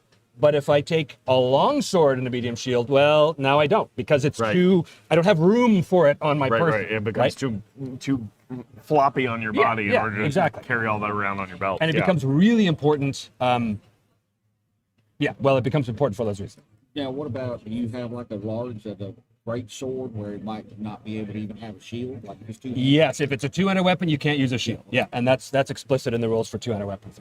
So that's weapons, armor, and shield. So here's the weapon list. We have the might-based weapons, which are your fisticuff stuff. You've got the light weapons. Right. I love how the artwork is in the table. Well, almost like it was in like 2nd edition AD&D. Well, this is inspired by Palladium. Palladium fantasy. okay. Or Palladium. Palladium? Yeah. It's Palladium. I'll go talk to Kevin Zabida right now. Can't even produce his name right. Or pronounce his name right. Anyway, so he did this in Palladium Fantasy 1st edition, and I said to my designers, I want it. I want to show the weapons in the stat book. Absolutely. So they gave it to me. Now, you'll see each weapon has a bunch of stats, and it looks like attacks for them, but it is not. As soon as you learn this, it's very simple. So let's look at Dagger. Dagger, SP is silver pieces. How much did you buy? Reach, does it have reach? I'm going to talk about reach in a second. Reach is a very important thing in a fight that I have always found to be more work than it's worth to implement, except in the Rogan Empires. I've solved the problem, as far as I'm concerned. Interesting. Damage, weapons of base damage. So when you attack someone, you're adding your degree of success to your base damage. Okay. These next 4 are combat maneuvers that are specific to weapons. Choose location, circumvent shield, disarm, or trip. Now, there are more combat maneuvers, but every weapon has different values for those particular combat maneuvers. If you're using a dagger, it's much easier to choose location or circumvent shield than it is to disarm someone or to trip someone. Because it's a very light weapon, right? Whereas you'll see with the bigger weapons, the reverse is true. Okay. Encumbrance, so this is your weapon encumbrance, and then range if it's a ranged weapon, and then nose, okay? So that's basically that. Daggers are not ranged weapons. They can be. They're also thrown. Okay. Yeah, because it said 0/1. Gotcha. By the way, ranges are in zones, which we'll see in the combat chapter. Okay. So here's the medium weapons, and there's the heavy weapons. So all of these two-handed, and you'll see in the notes down here, two-handed means you can't use a shield, right? Sure. So it's all there. So all kinds of stuff about that. Now, I'm not a big weapon porn guy, but I do like weapons being different from each other because it makes you feel like there's a difference from using a hand axe to a sword, right? Sure. So, missile weapons, of course, and there's your thrown weapons, throwing knives and daggers. So that is all there. And then shields. So shields are a universal armor point. Basically, that's why the circumvent shield maneuver is there. So if I have a shield, if you hit me, no matter where you hit me, that shield's in the way, unless I circumvent it to get around. Gotcha. Okay. Okay. Shields also have an awesome thing you could do. It's called splitting the shield. I don't deal with hit points for weapons or armor or shield, but you have the option of splitting the shield, which means if a hit's coming in and it's going to be hard, you can choose to go and split the shield, destroy the shield, but don't take the wound. Well, Gotcha. Now this is actually an old OSR trick from Yeah, it back is. in the 70s, right? Splitting Yeah, the yeah. shield. So it's applied here. Okay. You can kind of do the same thing with armor. You can sunder the armor, but armor is piece armor, right? You wear a chain vest and leather bracers and scale greaves, whatever, right? It's not crazy like Harn, where you can hit the right index finger, right? But Can't believe that's a thing. it's body, head, right arm, left leg, left leg. Okay. That's not bad. But each of these hit locations, as we'll see in wounds, has a very specific result. If you take a wound in the leg, it's going to have a different result than if you take a wound in the arm or the head or the body. Sure. Okay. So armor is armor points. It adds with the shield armor points. So if I'm wearing leather in my body, I've got 3 AP, and if I have a small shield, that's +3. I now have 6 armor points, unless you circumvent the shield. Now it's only 3. Okay. There's also a maneuver you can do called pierce armor, which gets Right. past armor, but that's another thing. And if I were to make an attack, I would be looking for a success level that exceeds the armor. Is that Your total damage would so Okay. armor points, it reduce damage. gotcha? Yeah. Okay. And then the whatever's left over is the wound you take. Okay. Gotcha. Now the important thing about armor you need to know. This is not HEMA. This is not real. This is based on tropes of fantasy games, which Sure. means by wearing armor, you don't become slower, but you do react slower. When you wear armor, all armor has bulk. And that bulk has a formula, which is very easy. You add up the bulk divided by 3. That's your initiative penalty. So if the more armor you're wearing, the slower you're going. And in combat, you re-roll initiative every round. So that can have a big effect. If you're wearing a big bruiser and a bunch of plate armor, you're probably going to go last every round. And in this game, going first is a big advantage. So that's the drawback with armor. Interesting. All right. And we talk about all kinds of stuff here, little examples of what armor might look like there, yada, yada, yada, and then miscellaneous items, all that kind of good stuff. Combat. Okay. So again, we will go to the phones, see if let's there's take a anything. look. Do we have any questions here? While you're looking, I have a quick question on armor, just because you were talking about disadvantage to different armor. Is there anything in there, sorry, D&D, where if you have heavy armor, stealth? Yes, Okay. it absolutely does. If you're wearing certain pieces of armor, it's going to affect your stealth. It's going to affect your ability to rise from prone, which is a very important Yeah, action in get up, combat. okay. Because if Yeah. you're on the ground, Yeah. it's harder to get up in heavier armor, and that Sure. means they have a +20 to hit you while you're on the ground, right? Okay. I followed everything, Terry. Yeah, okay. Why do I even ask? Any questions? No, everyone's just stoked. There is one person who wants to get posters of the artwork. I'm sure. Well, we might actually do an art book at some point. Nice. Yeah, that's something I'd we're love talking that. about. That's an art thing. All right, let's talk about combat real quick. Boy, we're going to be here all day. We got to move through this. Okay, combat round sequence. So you roll initiative.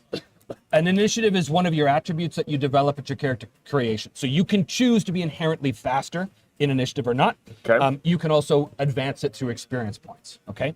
But the armor is the thing that pulls it down. You have a modifier. You roll 1d10, add the modifier. That's the point in the round you're at. A lot of people don't like every round initiative. A lot of people I just want to roll once, or I just want to pick highest dex or whatever. But it is crucial in this system because the chaos of combat is represented by the initiative system as well as the dice rolls themselves. I am very much a proponent of the idea that the dice themselves represent chaos. Okay. They represent all of the factors that we cannot account for. That's what the dice is. So therefore, initiative every round it's a crucial factor. And it also means it prevents people from just loading up on heavy armor all the time. Because if you do that, you're likely going to be last all the time, and that's very dangerous. So, initiatives rolled. You take a turn. Now, this is all going to be important. You take a turn. What do you do in a turn? You can move and do a thing, right? Like a lot of games, okay? Movement is in zones. Again, a lot of people hate zones. I used to hate zones, but I've grown to kind of Me see too. their Yeah, effectiveness. I used to be very grid focused, and Yeah. now I just go with adjacent, nearby, Yeah, and right. visual distance, Right. and that's it. Yeah. And again, that's a choice. It's a taste, but that's Yeah. what I've gone with here. So I make it an attack roll. Let's say, aha, I'm going to attack you with my sword. So I attack and I roll my skill. You can choose to defend. You can choose to parry it if you have a weapon, or you can choose to dodge if you don't. This is an opposed roll with a degree of success. So I look at let's say I roll 4 SLs and you roll 2 SLs, okay? I still win, but I win with 2 SLs. But before we get there, the combat maneuvers come into it. My combat maneuver is not based on the DOS. It's based only on what I rolled. Every combat maneuver has a cost. In other words, you have to meet a certain SL level to qualify. So if I roll 4 SLs, I can pick any combat maneuver that is 4 SLs or less. Oh, okay. So the you defense- need a higher. The more SLs, the more expensive things you can do. So if I'm using a dagger and if I want to trip you, I have to hit you in the leg for one thing, because you can't trip someone unless you hit them in the leg. And with a dagger, it takes 6 SLs for me to be able to trip you.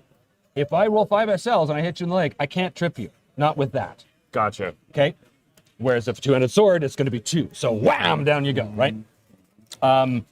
So that's important. That's an important distinction in combat. You do not count the DOS against the combat maneuver SLs. You roll, haha, I rolled 4 SLs. That's what I can apply the combat maneuver to, regardless of what the defender does. Okay? And then we determine the DOS, because that's going to be the damage. So if I got 4 and you got 2, and my damage does base 5, let's say, well, 4 minus 2 is 2, plus 5, I do 7 points of damage, minus the armor in that hit location, and the result is the wound. That's cool. And He then- says it's cool. The audience says it's cool. But you were saying that if I didn't want to take that, I could take sometimes. You could sunder the armor if you wanted, but then it's gone. Right, but only the armor at that spot. Exactly, only armor in that location. That's right. Sim light. Sim light, baby, which is still really sim, but it's light. Anyway, so that's that. So you do the damage, calculate total damage, determine the general hit location. So this, I love this. The general hit location is the ones die of your attack roll. Oh, fun. Okay. So if my scale is 50 and I rolled a 43, I succeed with 4 SLs, but the 3 determines where I hit you. In this case, it's the body, because 1 to 5 is the body. Yeah. Now, Gotcha. there's also detailed hit locations, which are optional, but I love them for the description. The detailed hit, so if I hit you in the body, it could be the chest, the stomach, the groin. Right. How do I know the number of that? The defender's ones die roll. Oh, geez. That tells me where it is, and you'll see on this chart right here. Right. So if my attack, let's say it's a 46. Right. Well, 6 means it's the arm, and because it's an even number, that's the right arm. So I Okay. hit you in the right arm. Let's say your defense was, I don't know, a 79. Well, I've hit you in the right arm. Well, 9, because that's the ones die of yours right here, that is the hand. I hit you in the left hand. That's where you take the wound. Now, there's no difference in terms of the wound mechanics between Right. a hand and a forearm. It's just cool. You got a Right, wound right, in the right. left hand. No, it's in my hand. Yeah. I love this mechanic. That's clever. It's better to Yeah. visualize more detail. Yeah, yeah. Yes, exactly. And I like that you're not re-rolling the dice multiple Exactly. times. Right. You're just deriving all that From that information one from roll. the And one that's die what roll. I was trying to tell you in our interview. Yeah. You derive Yeah. so much information from this one roll. And we're not rolling a 1 on an E-crit. Exactly. Now that's a huge thing. So the comment was, we're not rolling a 1 on an E-crit. That's a Rollmaster reference. That if you got an E-crit where it was the best crit you got, and then you roll on the table and it's a 1, plus 5 hits, it means that you never get ripped off, is what it means. Yes. Yes. Okay. All right. So surprise is important. Always attack with surprise. Always be a dirty scumbag that attacks his enemies with no honor, because you'll win. All right. We talk about movement for zones and the various hazards that zones have, and how it affects things, and blah blah blah blah blah blah blah blah. Taking a turn action. So this is a list of all the actions you can do. This is going to be very familiar. There's all kinds of really cool stuff in here. I just want to highlight one.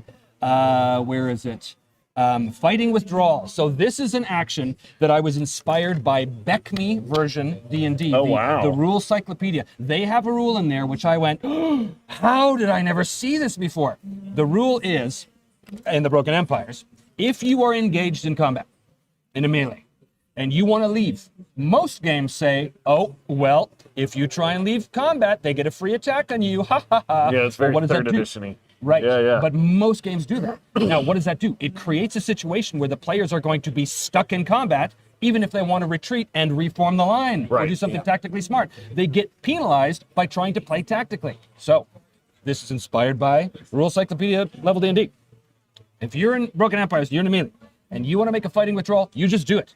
You can move back, but you can only move back the way you came. You can't go sideways, you can't go forward. You can only go back the way you came. But if anyone tries to come at you and attack you before your next turn, you get a free attack on them. Oh, that's cool. So it means now we can pull back, everyone. We're being very careful holding the. So it Into a defensive exactly stance. it encourages Right, reforming the line. Attack me. I Right. can attack And back. all of these tactics do not need a grid. Right. No, they wouldn't. Right. Yeah. So I love that. There's all kinds of other stuff in here as well. Rise from prone, a crucial action. Critical attacks and defenses of combat. In combat, if you get a critical hit, not only do you get your +3 SLs, you get 2 combat maneuvers, which can be a game changer. Choose location and pierce armor, right? Can be a big deal. Or circumvent shield and trip or whatever, right? Okay, and then we get to the combat maneuvers themselves, heavily inspired by Mithras, heavily inspired by this, which are called special effects in Mithras. Not as many as Mithras because I didn't want to overwhelm the player with choices, but these are the key ones. Unbalanced, this is your basic one. Even if you only succeed with one SL, right, it means you can still knock the guy off balance. He's -20 to his next thing. So Okay. it always makes sure that no matter what happens, there's going to be an effect. If I hit you, even if your armor soaks up all the damage, I can still always unbalance you. So you're right. Drive back. This is an important one. To drive someone out of the zone, you can maneuver the combat this way. Lock is to prevent someone from doing a fighting withdrawal. You'll lock them up. Pierce armor, you can only do that with certain armor, but you can do it. Choose location. I rolled a leg hit, but I really want to hit you in the head. I choose location. Again, based on the weapon you're using, though. Much harder to do it with a big two-handed weapon. Circumvent shield is getting around. Disarming, you have to hit them in the arm, but you can literally make them drop their weapons. You can knock the weapon out of the zone if you succeeded really well. Trip, same thing. And again, knocking someone on their ass is really smart. If you can do it, because then you you got the bonus on them, and they have to get up. And that's not automatic, If they've got right? heavy armor. Yeah. Exactly, they're in trouble.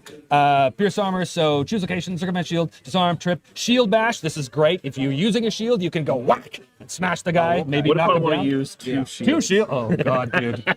Are you watching Two Shield Friend? Are you watching the Two Shield Friend? Had a big debate with someone in the comments about Two Shields. Shield away, friend. Shield away. Cleave shield. This is I smash your shield. Certain weapons can do that. Compel surrender is my favorite thing of all, and it is just 100% inspired by Mithras. I love a fight. In which there are many ways to victory, many paths to victory. Compel surrender is one of those things. If you've put your foe at a significant disadvantage, what does that mean? Depends on the foe, depends on the context. But if the GM rules that the guy's at a significant disadvantage and you get enough SLs to do a compel surrender, and it's not that much, it's 3, you can force them to make a willpower roll, and if they fail, they give up.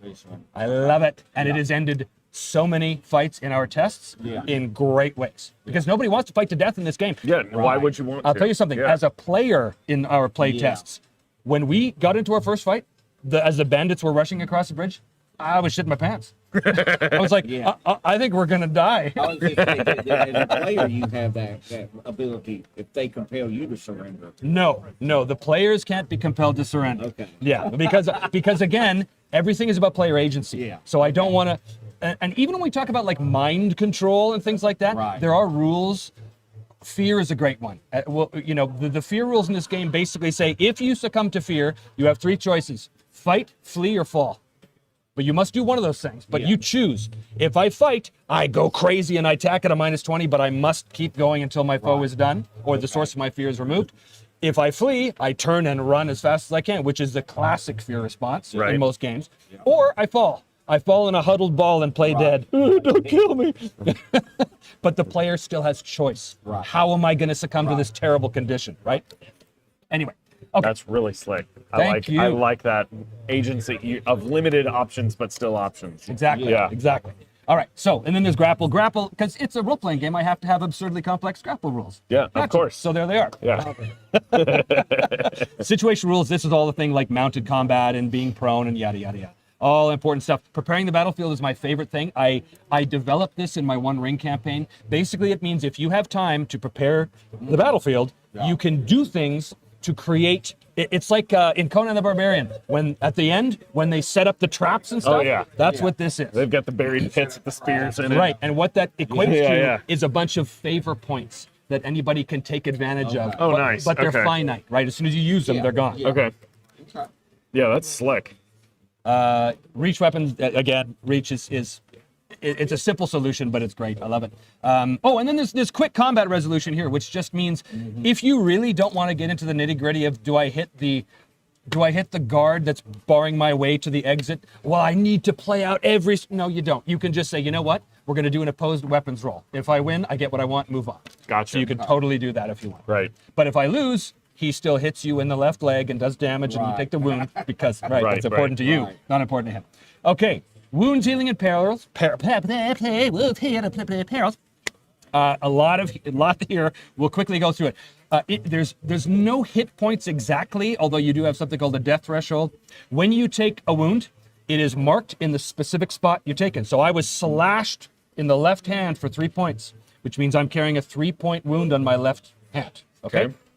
Now, I'm not a fan of death spiral mechanics. A lot of games use death spirals. Death spiral means, for those of you who don't know, it means that if I take a wound in a death spiral game, oh, well, that's a -10 to everything you do now. Well, what that means is when you have a game where there's two combatants equally skilled or heavily armored, you get death by 1,000 cuts, where now you've got a couple of skilled guys who are so wounded that they cannot hit each other because they're so wounded. It becomes a comedy of errors. I don't like death spiral games. This wound system does not create a death spiral. What it does is, if I get hit, I have to immediately roll the wound die. The wound die is a red D10 with Oh, you know what I didn't bring? I didn't bring the prototype dice. You should see these metal dice. Oh my God, they're the best things. I can't believe I forgot to bring it.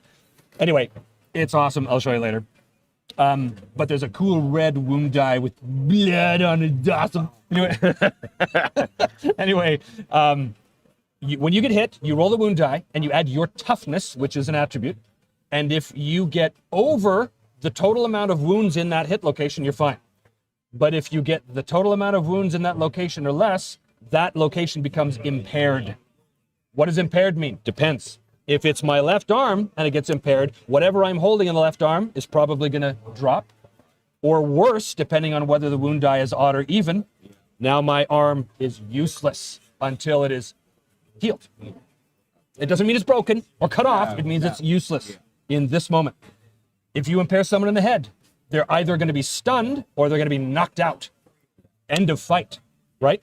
So that's the first impairment, okay? So each location has different impairment. So the higher toughness you have and the better you roll in the wound die, the less likely you're going to be impaired and the longer you can go. But you still have your wounds, and it's accumulative. Yeah. So if I've taken a 3-point wound in my left arm, and I make the wound die and I'm fine, the next round I take a 4-point wound in the left arm, now I'm rolling against 7. It becomes hard. So it's not a death spiral, but the more wounds you have, continues to tick up. exactly. Yeah. So the second time any location gets impaired, you drop in shock. Okay. Shock means you're on the ground, can't do anything except moan. It is the end of the fight for you. Okay. You're not dead unless you drop in shock and your total amount of wounds are over your lethality level, in which case now you're bleeding out. And now every round you're rolling the wound die, and if you get the total number of rounds that have elapsed or less, that's it. So your friends have got to get, and there's no healing word here, my friends. No healing word, but there's the healing skill.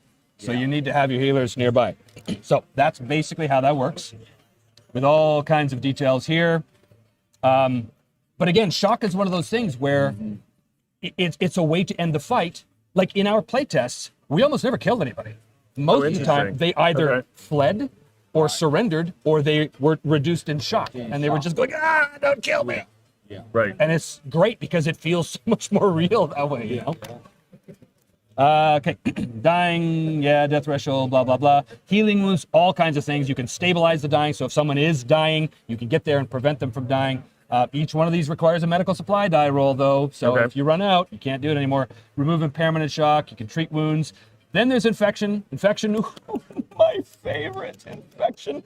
This is a horrible, horrible world in which you can die of pus and sputum, and it's awesome. So suffice to say, if you take a wound, there's going to be a risk of infection. It's worse if you're on a journey, if you're traveling, because all kinds of terrible things can get in the wound without you even realizing it while you're traveling. But you don't want infection. Infection's bad. Infection can and will kill you when the wound turns septic. Now you just said something can come in. Hey. Thank you for this game that I haven't seen yet, but I'm Oh, great. eagerly awaiting. Cool. You're welcome. I'm listening to the conversation. I'm, Oh yeah. shit, I know The what's broken. that shy. I'm that guy, guys. You mentioned something real quick about infection when you're on a journey that you might not know about. Is it can that happen to a player then, where as a DM you infected the wound and they don't know it? Well, you can do that as a GM. You can do anything you want as a GM. Is that part of the? We'll talk more about that in the travel section, which is the next one. Okay, so infection, you have to check, you have to deal with it. It's awesome and it's great. And there's amputation effects because, hey, sometimes you got to amputate. Yep. That's wonderful. It is wonderful. Don't amputate the head. Rest and recovery. This is not 5e. You don't take a short rest and get a bunch of hit points back. No. Takes weeks. Takes weeks. No, it doesn't take weeks necessarily. But rest and recovery. So wound recovery, you roll every day to recover a wound. Now you might say, oh, well, how tedious. No, it actually moves very fast. But why do you do this? Because wounds heal slowly. And the longer you carry your wounds, the more likely you're going to be further impaired the next time you get in a fight, and that's dangerous. So when you have warriors walking around wearing their wounds like badges, that's a dangerous situation for them. And also, if you ever roll a critical failure on a wound recovery roll, it becomes infected. And that is a Hornmaster rule, and I love it. So it's here. So recovery roll, that's what you're doing to get your wound points back. Resolve and fatigue recovery. You take fatigue on the road, but resolve we know you spend as favor. Or if you're a spell weaver, you spend resolve a lot to control the spell. You don't get that back just like that. It depends on the quality of area or hex zone, danger area, I think I call it, in which you are. There's 4 possibilities. There's safe, normal, precarious, or dangerous. Now that's going to be dependent on the world map or whatever map the GM is using at the time. Right. If you're in a safer place, you're going to recover much faster. If you're in a dangerous place, you're going to recover much slower. So if you're going into the dangerous wilds constantly and Just as a reflection of the stress of being there. exactly. So there's real advantage, as you'll see in the journey rules, there's real advantage when you're planning your route to see if there's a sanctuary on the way, because you're going to need a safe place to rest. This is your Rivendell, right? This is your time to stop and recover, right? Okay.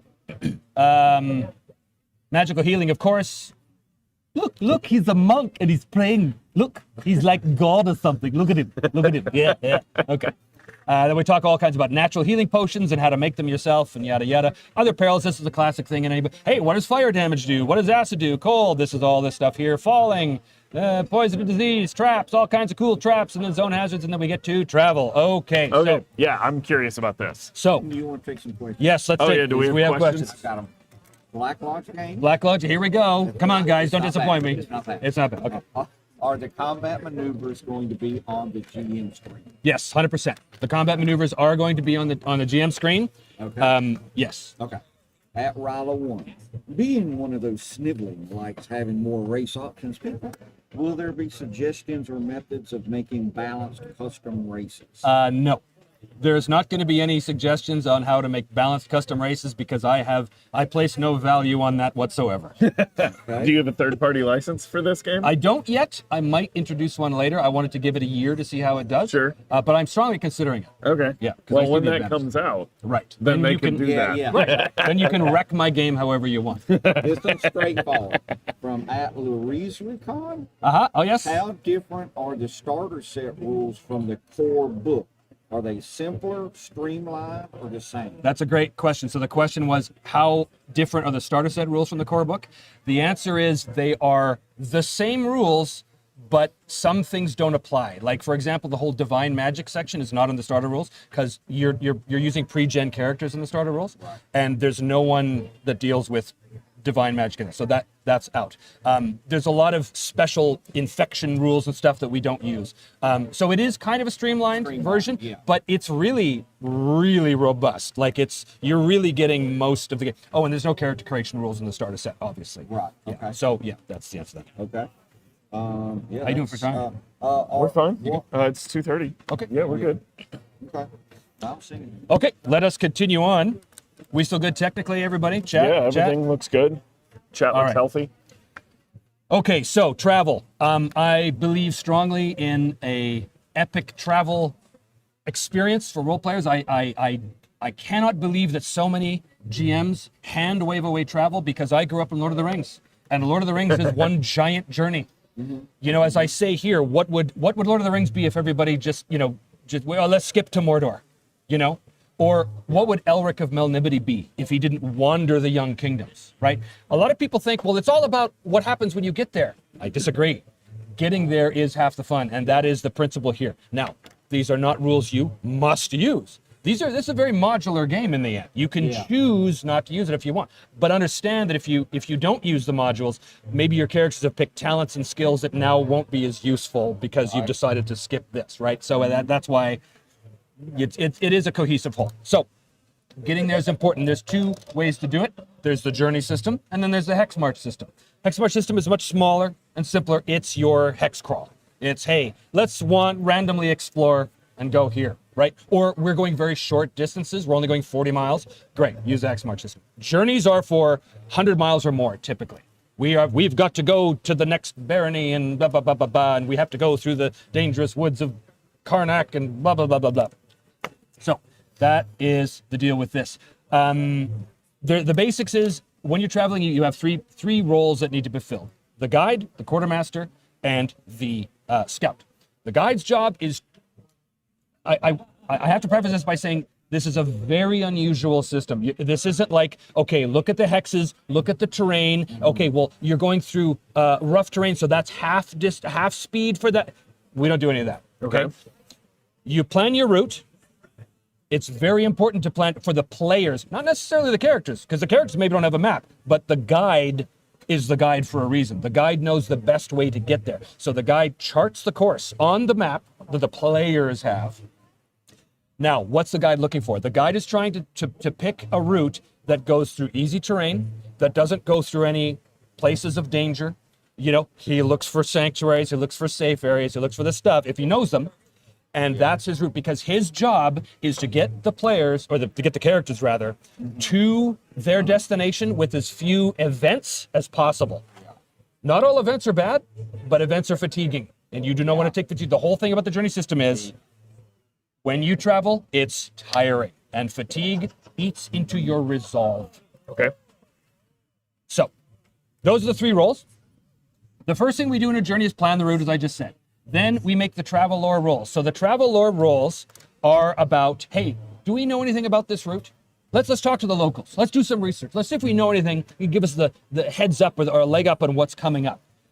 You make the travel lore roll. If you get it, if you succeed, those SLs count as like bonuses you can apply to everything else that comes from that point on, right? So it's a little like preparing the battlefield, except it's for a journey, right? Right.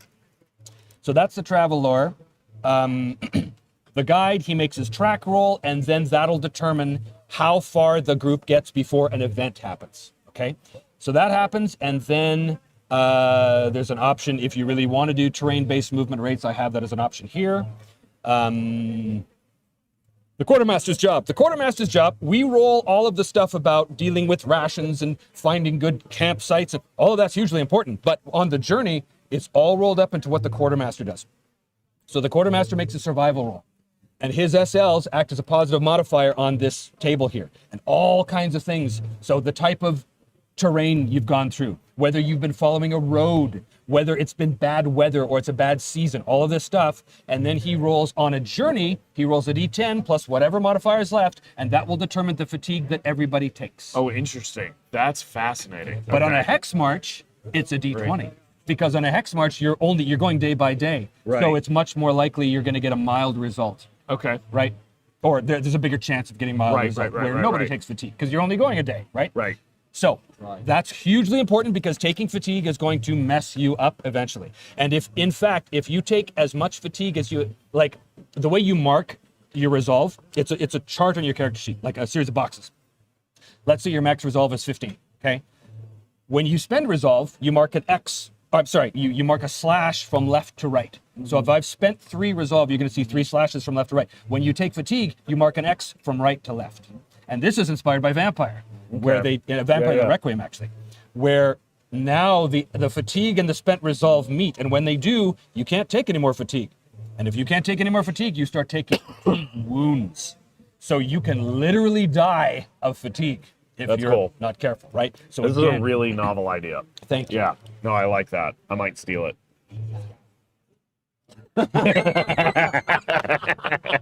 Book's not even released yet. He's ripping me off. I might steal that one.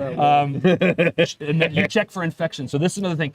You can't do anything about infection when you're on a journey, but you have to check to see if you have become infected. Because now this becomes a point. Oh my God, my wounds become, uh-oh, you smell that? That's gangrene. We better drop out of the journey sequence into daily time to deal with this, because you can't mess with infection. Right. If you just press on, Yeah, it's kind of like, you know, the zoom in time scale that you need for combat initiative, effectively. Right, Yeah. right. Yeah. so it's a hugely important thing, and I just love having a game where you make a sepsis check. Describe the leg. I put this in at step 6 for the GMs. Guys, this isn't just a series of dice rolls.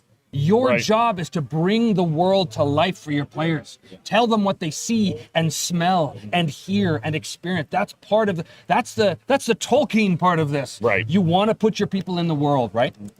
And then there's the scout. So once you've arrived at the first not the destination, when you've moved as far as you can based on the guide's roll, then the scout makes his roll to see, do I see the event? Whatever the event is, am I aware of it? Okay. And there's different ways different things the scout can do to help the party, but basically the better the scout does, the more prepared the party's going to be for the event, no matter what it is. Okay. And then the last step is either change to daily time, like you would do if maybe someone's infected and you want to stop and deal with that, or you want to stop and explore, whatever. For whatever reason you want to drop it at daily time, you can do that, or you can continue a new leg if you're not already at the destination, and then you go back to step 1 and just keep going through. Okay, so that's essentially how that works. And in daily time, there's all kinds of things like making daily ration die rolls. You have to make infection rolls. You have to check for random encounters at night. All that stuff comes into play, but only in daily time. Okay. Okay. Yeah. And there's tons of examples here. Like I've got a whole page of just changing to daily time, right? So there's lots of examples here.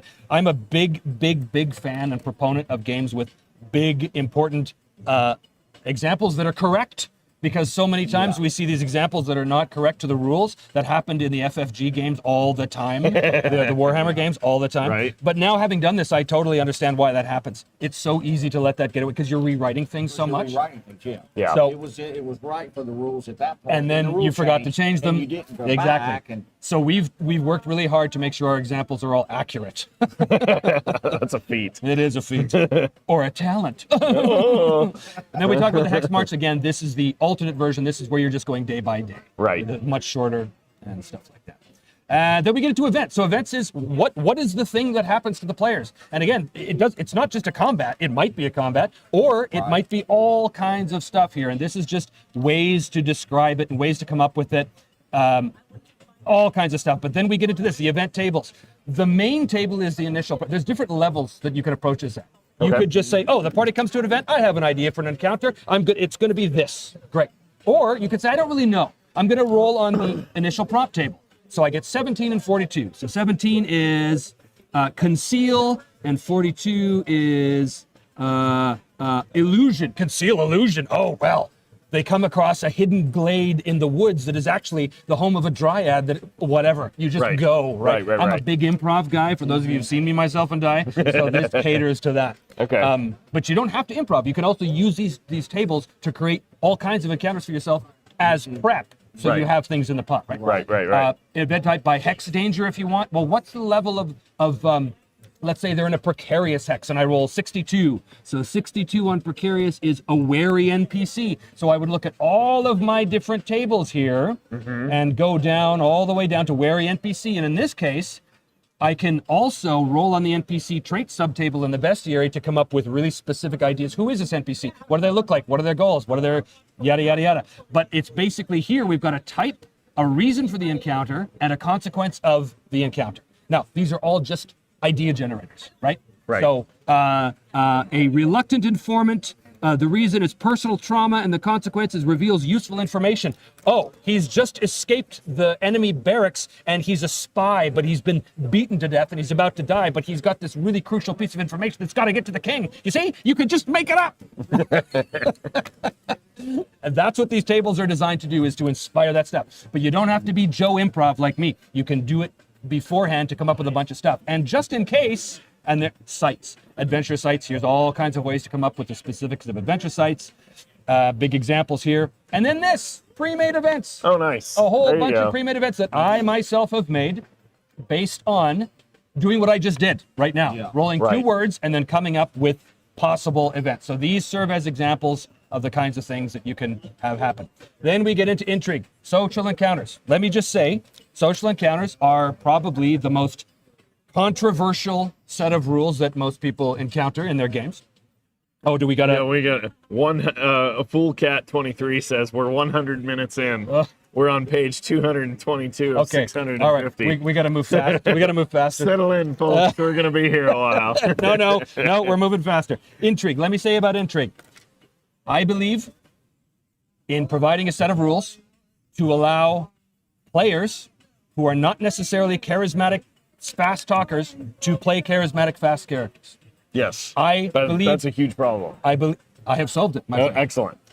I believe in creating a set of rules that allow charismatic players who are naturally charismatic and naturally prone to convincing the GM to do what they want because they're charismatic players to play characters who are not so charismatic and therefore don't get everything they want because the Right. character isn't charismatic. How does it work? It works like this. You got skills, right? You got social skills? Basically, when you enter an important interaction with an NPC, that's obviously, it's got to be something at stake. Typically, it means we want something from this NPC. We want this NPC to give us something, to help us, whatever the case is. If it's related to the character's goals and there's a consequence for failing, then you can break out these rules. You don't do it to get a cheap drink from the bartender, right? Right. You don't get it to, hey, know any rumors around lately? You don't have to do a big social encounter for that. But when there's something at stake, then you can bust out these rules. So the basic premise is the player characters are playing their characters. As soon as someone speaks to the NPC, we're on. So no matter what the player says, that role-playing will trigger this skill. The approach that the player uses will trigger the skill that the character must roll. So if the player says, hey man, hey, how's it going? Listen, I was hoping maybe you could do us a solid here. We really need to get through that forest and we could really use a ranger to help us. What do you think? Well, the GM's probably gonna go, that sounds like a persuade roll. And the player goes, okay, and he rolls his persuade. Now, what if that character sucks at persuasion? Well, guess what? That character sucks at persuasion. So he's gonna roll on his 35. Right. And at that point, the rest of the players go, what are you doing? Why are you playing two weaknesses? What are you doing, man? This works so well, so well. I adopt it for every game I ever run because it works so well. What it does, it creates a tension at the table in the social encounters where now the players are like, dude, shut the fuck up. Do not speak. Don't run your mouth unless you know you can help. Okay? Because there's something called tolerance. And this was borrowed, this general concept is borrowed from the One Ring. Tolerance means the amount of skill rolls you can make with an NPC, regardless of success or failure, until the audience is over. Right. So if they have a tolerance of 5, you can roll 5 times, and it's an extended roll, so you're accumulating SLs. Right. You want to get the more SLs, but you can only do it 5 times. Now, the players do not know what the tolerance is. They don't know. But they know that the average is 5. So as they get to their 5th roll, they'll start to go, we've only got 10 SLs, guys. Do we push this? I don't know. Because if you fail, that's fine. You don't gain SLs, but it counts against your tolerance. If you critically fail, it halves your current result. And if you go over the tolerance, you keep all your SLs, but then you roll 1d10 and subtract that from the total. So there's a penalty for outstaying your welcome. Oh, interesting. That's fun. Off the total. Right. So it's a risk. You really don't. You really don't want to exceed the tolerance. But you don't know what the tolerance is Right. unless you've researched your target. Okay. Unless you have reason to understand your target. Oh, he's a friend of ours. Probably has a higher tolerance. We can get away with stuff, right? So that's basically how it works. That's a static encounter. There's no initiative. Whoever talks. And the GM Right. listens, maybe responds in character, and then says, roll wit. Wit? Oh, I didn't try to be witty. I don't know, dude. It kind of sounded like you were making a joke. And the rest of the players go, yeah, totally, you were making a joke. But I suck at wit. Well, then don't be witty. It works so great. So that's the static system, okay? But then you get the competitive system. The competitive system is where someone's trying to mess with you. The classic example is you're in front of the king. My lord, we need to raise an army to stop this from happening. And the evil scheming courtier is on the other side of the courtroom saying, my lord, don't listen to this scum. They're clearly trying to undermine your rule. Haha, now he's messing with you. So that's a competitive. So now you can apply your SLs either to your own success or you can apply them against the other guys and reduce his. And whoever gets to 15 first gets what they want. But what they get is based on the degree of success. So if I get to 15 and you had 13 SLs, my degree of success is only 2, which means, according to this, I get a success with a cost. Some sort of complication or compromise. Right. Okay. And then there's a big thing here. Now, this is really important with social skills. The choice of skill and approach is really important. But also, the big rules here are you cannot use the same skill more than twice in a row. You can't just keep spamming persuade on the guy because eventually dude's going to be like, come on, man. Yeah, I see through your bullshit here, right? So that's the first rule. The second rule is if you fail your skill roll, the next roll that is used, regardless by you or anybody else, has to be different. Oh, okay. If I failed in persuade, you can't just say, well, I try and persuade him. No, you can't. He just tried. He failed that. Try something else, right? Now the next roll can't be different. Correct. You loop back. You absolutely can. Yeah, you absolutely can. So that's basically how it works, and it is awesome, and I love it, and you can do all kinds of stuff. You can do formal competitive encounters like the debate, and these are examples from the show, right? Oh, cool. Oh, Yeah, the trial is Simon's trial at the end of season 1, Right. as done with these rules, right? Okay. The council, all kinds of great stuff here. Investigations and mysteries, I talk a little bit about that. Chases, I talk about that, and then we get into weave magic. Okay, so, boy, this is a big one and we're running out of time. So, this is a free-form magic system, which means that, first and foremost, you have to play in good faith as the GM and as the players. You have to, there's things called the bounded laws of magic. The bounded laws of magic are the things that restrain magic. I want to raise that guy from the dead and cast a meteor down at the city. There are constrictions on that, right? So, for example, one of the laws of magic, one of the bounded laws says there's no coming back from death. That's it. There's no resurrection. Death is death. Another law of magic says you can never affect time, or you can never affect the motions of the heavenly bodies in the sky. Interesting. Okay. A lot of this is inspired by Ars Magica. A lot of this is inspired by Mage, the Ascension, Awakening? One of those. Awakening, I think. Anyway, this is a big one, and I don't want to be here all day. So essentially, as a wizard, you're skilled. You're skilled in binds and strands. Binds are how you control the world. The strands are the aspect of the world that you control.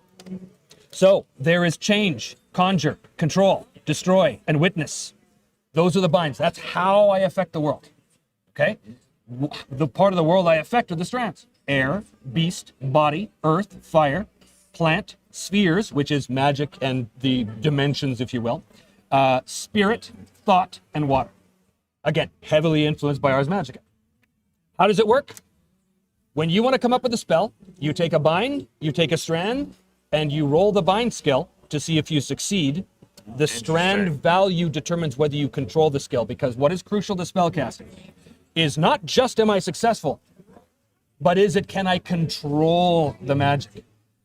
That is about resolve. It's about your strand value. It's about things called threads. But what you're trying to do as a spell weaver is you're trying to cast a spell so that the weave of reality doesn't notice. The more obvious you are with magic, the more the tapestry of reality hates that and will fight back with something called a weave reaction. Okay. So your job as a spellcaster is to make your power as subtle as possible. That's called the magnitude. There's levels of magnitude. Yeah, these are the bounded laws. Here we go. So law of reaction. There's discrete, subtle, offensive, and vulgar. The default is offensive. Most magic is offensive to reality. And there's specific descriptions of this. But basically it means the bigger and flashier the magic, the more likely it's going to trigger a weave reaction. And you don't want weave reactions. They can be very bad. They're not always bad, but why take the chance? Okay? Now, you construct spells. You construct a spell by putting it together. The first thing you do is you describe it. I want to do this thing. And the GM says, okay, that kind of sounds like conjure fire to me. Great. Conjure fire. I'm going to use my conjure bind to roll the skill, and I'm going to look at the fire strand to determine control. Okay? But how do I build the skill? It's all based on the TC, the total cost. The magnitude, we know what that is. The GM says, that sounds really, really horribly vulgar to me. That sounds like something that we would go, to hell with this. So plus 10. Ooh, you don't want that. That's way expensive. You want to get it down to discreet so that the weave goes, huh? Well, oh, no, that's fine. What's an example of that? If I'm casting a heal spell on you, but I go through the motions of taking an hour to do a heal roll and tend the wound, and then at the very end I cast a little spell in there. Well, that's easily explainable, right? Oh, he did a good job on his heal. That's why the wound recovered quickly. That's very discreet. Think of it like how Gandalf used magic. Gandalf almost never was hucking fireballs, right? Or think of it more like the Jedi mind trick. It's very subtle, right? It's not blasting lightning bolts at people. You can blast lightning bolts at people, but that's going to be offensive or vulgar magic, right? So you look at the magnitude, and then there's the aspects of the spell. The target, the range to target, the duration, and then the effect, which is what do you want the spell to do, and an initiative penalty. If you're wearing armor, that same initiative penalty that slows you down in combat acts to increase the cost of the spell, okay? So the more armor you wear, The harder it is to control. cast the magic. Not to Okay. cast, to control. Control the magic. Yeah. Gotcha. All right. And here's the tables for all that, and that's how that works. What is important about this? Shaping element guidelines. I talk about what it means to target. There's a really cool thing here for target. For range, called the arcane tether range. Arcane, if you have an arcane tether to your target, that could be many things, but let's say if I have a lock of your hair, now I have an arcane tether to you. I can target you from anywhere in the world. Oh, fun. It's expensive, but I can do it, right? And there's all kinds of restrictions on arcane tethers, but range is not necessarily a limitation for magic, right? And then duration. Basically, the higher the duration, the harder the spell is to control, but also there's certain durations that you can't do without casting it as a ritual, which takes hours to do, okay? I'm sorry, guys, I'm racing through this, but there's all kinds of effects that you can do. These aren't all of them, but these are most of the ones I can think of. I got it. It's a big file. It's a huge file. All kinds of stuff. There's illusions and transformations and mind control stuff and conjuring items and messing with zones and doing all kinds of stuff. And we'll just keep going. And then there's the Weave reaction table here. So how it works is when you roll your skill, let's say your skill is 60. Conjure fire. My conjure's 60. I roll 42. Well, I succeeded with 4 SLs. Okay? The tens die of the roll is my SLs, as we know. The ones die of my roll contributes to the control of the spell. So I've costed out the spell. Let's say it's 12 TC. Well, that 2 from my ones die roll, so now it's only 10. I look at my fire strand. Oh, it's 6. Well, now the cost is only 4. I can choose at that point to either use a magical thread, which is like a bonus, like a booster, a magic booster you can have. Or you could say, you know what, I'm going to spend my personal resolve to cover the spread. I'm going to spend 4 resolve, and now there's no weave reaction. But let's say I don't want to spend resolve or I'm out. Now I've got 4 over that I can't account for. I roll d20 plus 4 on this table. And the higher the number, the worse the effect. Okay? Okay. And it gets all kinds of crazy with the weave reactions. But I won't go into it too much, other than to say that the worst thing you can have... Oh, that Elder Brain. Yeah, that's a character from season Great. 3 of Me, Myself, and Die. Urazvat was his name. Fraying. Fraying is the ultimate timer for spellcasters.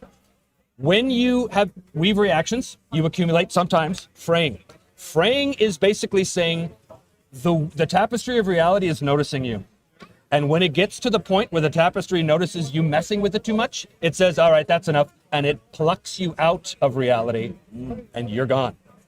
So there's always this clock hanging over the heads of every spellweaver, which is why spellweavers in the Rogan Empires want to make their magic subtle and they do not waste it. Because if you trigger spell or weave reactions, you might get fraying. And fraying is bye. Interesting. That's cool. That's super cool. Yeah. and there's all kinds of symptoms of fraying. The more fraying you get, the more you start to look all like out of sync with time and shit. Right. So it's all good stuff. Like this guy. This guy's going through fraying right Totally here. disappearing. Yep. So don't let that happen to you, kids. Advanced magic here, where I talk about detecting and dispelling and true names and triggered spells and circles and rituals is a whole other thing. These are the big, powerful, I want to put the whole city to sleep for a month. Okay, that's a ritual you can do. Right? Rituals for non-casters, this is making pacts with demons and gods and things like this. Summoning, look at that picture! That Look at is the summoning picture! fantastic. Fantastic. You're about to see it, Terry, on your delay. Yep. If somebody asked, is this AI art? There's no way. I know, No I way. saw that. Generation model could come up with art this good. No way. No way. Not a chance. Not a chance. So there's all kinds of things, and we do enchantments, and we do using weave reagents and alchemy and making potions, and then a whole bunch of spell examples for That's people. cool. Because what does a spell look like? Here's an example. So I go through a bunch of them, as you can Right. see. All kinds of stuff. We go. I had to make every one of these spells. Looking through time is a cool little thing. Ritual examples for the bigger spells, and then we get to divine magic. Okay, so quickly, clerics are not like spellweavers because clerics, they have a skill called piety. Piety is the only skill in the game that changes with use. When you call upon your god to help, your piety goes down. How do you get piety back? By being a good godbound, by performing acts of service to the god. You do not know what your piety is. The GM knows? The GM knows. Oh, that's You don't. fun. Now, when it gets super low, when it gets down to 20 or less, the GM has an angel of the Lord visit you in the night saying, hey, buddy, you kind of suck. You better... Conversely, if your piety gets to like 80 or more, a servant of the god comes and says, "Oh, good job. Oh, look at you. You're favored by the god," right? So it's a little hint to the player. Like, okay, Yeah. you're doing well. Because if your piety gets to 0, you're cast out. And then you have to atone, and that means going on a big quest for your god and doing all this kind of stuff. But basically, when you are a godbound, your job is to serve the god. That's how you get piety. That's how you are allowed to call upon the god for favors, right? For miracles. You make a piety roll, and the better you do, the better the quality of the miracle. But the miracle is based on who the god is and their domains, right? Obviously, the goddess of healing is not going to fry your enemies with fire, right? But they have celestial servants who are lesser servants that have other domains, but they cannot grant access to the greater miracles, right? So you're restricted there based on the god you worship. But you also have no choice in the outcome of the power. You do not say, I cast a heal spell. You say, help my friend who's a devotee of you. Please, I beseech you, my lord. And then you roll and you see what happens, but it's the GM that decides what happens. Now, as you'll see, there's reams and lists of all kinds of godbound spell effects. But a godbound does not, it's not a spellweaver. A godbound doesn't choose, a godbound asks. Yeah. So it sounds like an obvious quest might be for a character. You could start as someone who's been cast out. You could. Could be their quest. Yeah. Yeah. To atone. reestablish To it. quest to atone. Yeah. And then here we go. So here's the domain list. We've got the air, battle. These symbols are the symbols of the gods, which you'll see in the next chapter, which tells you who has access to these domains. Oh, okay. But all this stuff you can do. And these are just suggestions, right? Right. Because ultimately it's up to the GM. But they're Like, yeah, if you're making your own game world, you're gonna have your own deities. They're gonna have access to But their this gives things. you some numerical ideas of how to Right. handle things, right? But they're just ideas. Right. And we go all the way through here, all the way to Wrath Domain. And then we get to the gods themselves. Now, this picture is one of my favorite pictures of all time. Why? Because this is one of the most calamitous moments in season 3, where Edbert and Captain Nicola were lost. Their crew was abandoned, and Edbert had to call upon the goddess Devona, and he hated the fact he had to do it, but he did it. And she showed up as a water spout, and it's like this artist came into my mind and said, "Oh, you mean this?" Yeah. So it's great. This tells us about the gods. Here's the symbols of the gods, the main 7 faiths, and then we go into detail about each one, Each of about the their gods. servants, Okay. their strictures, the embodying acts, the examples, their rites and practices, the displays of faith, the hierarchy of the church, the atonement examples, right? And we go through that with every single god in the pantheon going forward. all kinds of goodness here, as you can see. So, all kinds of great stuff. Then we get into the Game Master section. So, this is, again, the conceit is that this is a game that I assume you have experience with role-playing games. This is not a chapter where you say, here's how to run a game. I assume you know how to do that. This is a chapter that says, here's how I run this game, and here's all my thoughts and philosophies on why I did things the way I did, and how you can do things the same, or how you can use the tools in this book to make your game good, your game of the Broken Empires. So it's very specific to this game. But there's not a lot of art in this one. This is mostly talk. Me, blah, Right. blah, blah. Look at all my 45 years of wisdom. Blah, blah, blah. Blah, look at me. I'm so smart. Slithering on. Yeah, here we go. Here's how to be awesome like me. There you go. Look at this. Great. Aren't you great now? It's like a whole course on how to be me. So there you go. It's Trevor Duval 101. There we go. Yeah, world building. You'll never attain that. But where are all the dungeons is my favorite part. Right. Because fuck dungeons, man. That's uncanny to me as a dungeon master. As a dungeon master, too. Yeah. But as a Game Oh, okay. Okay. See? Anyway, lots of stuff. Look how smart I am. Okay. Oh, yeah. Actually, this section is about how to streamline the game. If you are one of these people who, for some reason, doesn't like all my rules because you're obviously crazy, this is how to streamline it and to take some of the complexity out of it. Okay. Because I thought that was cool. important to put in there. And then the bestiary. This is all the stuff on how to deal with monsters and all the stuff. And the Show me like 3 monsters Okay. here. Let's look at like Sure. some sort of big bear, a bandit, and maybe a dragon or so something. there's a bandit. Okay. That's an experienced bandit right there. Okay. That's a greater basilisk. There's all kinds of stuff. We're just going to keep flipping through. Yeah, here. well, let's look at this dragon really quick. That's I'm the just curious Fabulous. how the dragon works here. Oh, he's probably the most complicated monster in the whole thing. Oh, no, well, Yeah. that's why I wanted to look at Yeah. one. Yeah, I you figured it don't want would to be. fight him. You don't want to fight him. Knock back with tail. All right. Yeah. There we go. He'll kill you. He'll kill all your friends. Rolls a d20 on a wound die, the monster's constitution. All Yeah, right. That's cool. He's a tough one. This is Sherilyn from season 1 and 3 and 4, everyone. Yep. This is her. Again, the artist went into my brain and said, you mean this? Yes, yes, David. Yes, that was the artist who did this. I meant that. We go all kinds of good stuff here. These hobgoblins are deeply inspired by the Rankin Bass goblins from The Hobbit that they did in the okay. late 70s, which Yeah. I've always loved. And so that's what our hobgoblins look like. Nice. Lich and lizardmen and orcs and stuff and people and giant things and evil baddies. There's a Bethesian bear. It's one of my Bethesian bear. favorite pictures right Oh, there. so you have like a medium hard challenging. Yeah, and again, it's just a suggestion based on like Right. their overall skill levels because Gotcha. it's not a class-based or a level-based game. Right, So it's right, just right, a right. general thing. The Ursa Owl. This is the copyright correct. That is a such creature. a good name. Thank you. And I'm not going to get sued. No, you won't get sued. Oh, that's so good. I might steal that too. Well, as you can see, it's now in Might get print. sued. Void can I demons. license the Ursel concept Where- from you? These were the NPC trait tables I was talking about. So it tells you all kind of things: their appearance, their playable aspect, their personality, their agenda, and all of this is described in the GM section. So this all Sure. means something. Various creature hit locations Right. for the different Yeah, beasts. that's the table that when we were looking at the site generator for journeys that it was referencing earlier. Yeah. Okay. Specifically the wary NPC table. Yeah. So Okay. that can tell you that stuff. Then we get into solo role playing. Of course, all my solo people out there want to know what we're doing here. I start by telling you my general principles of all the stuff I've learned over all these years.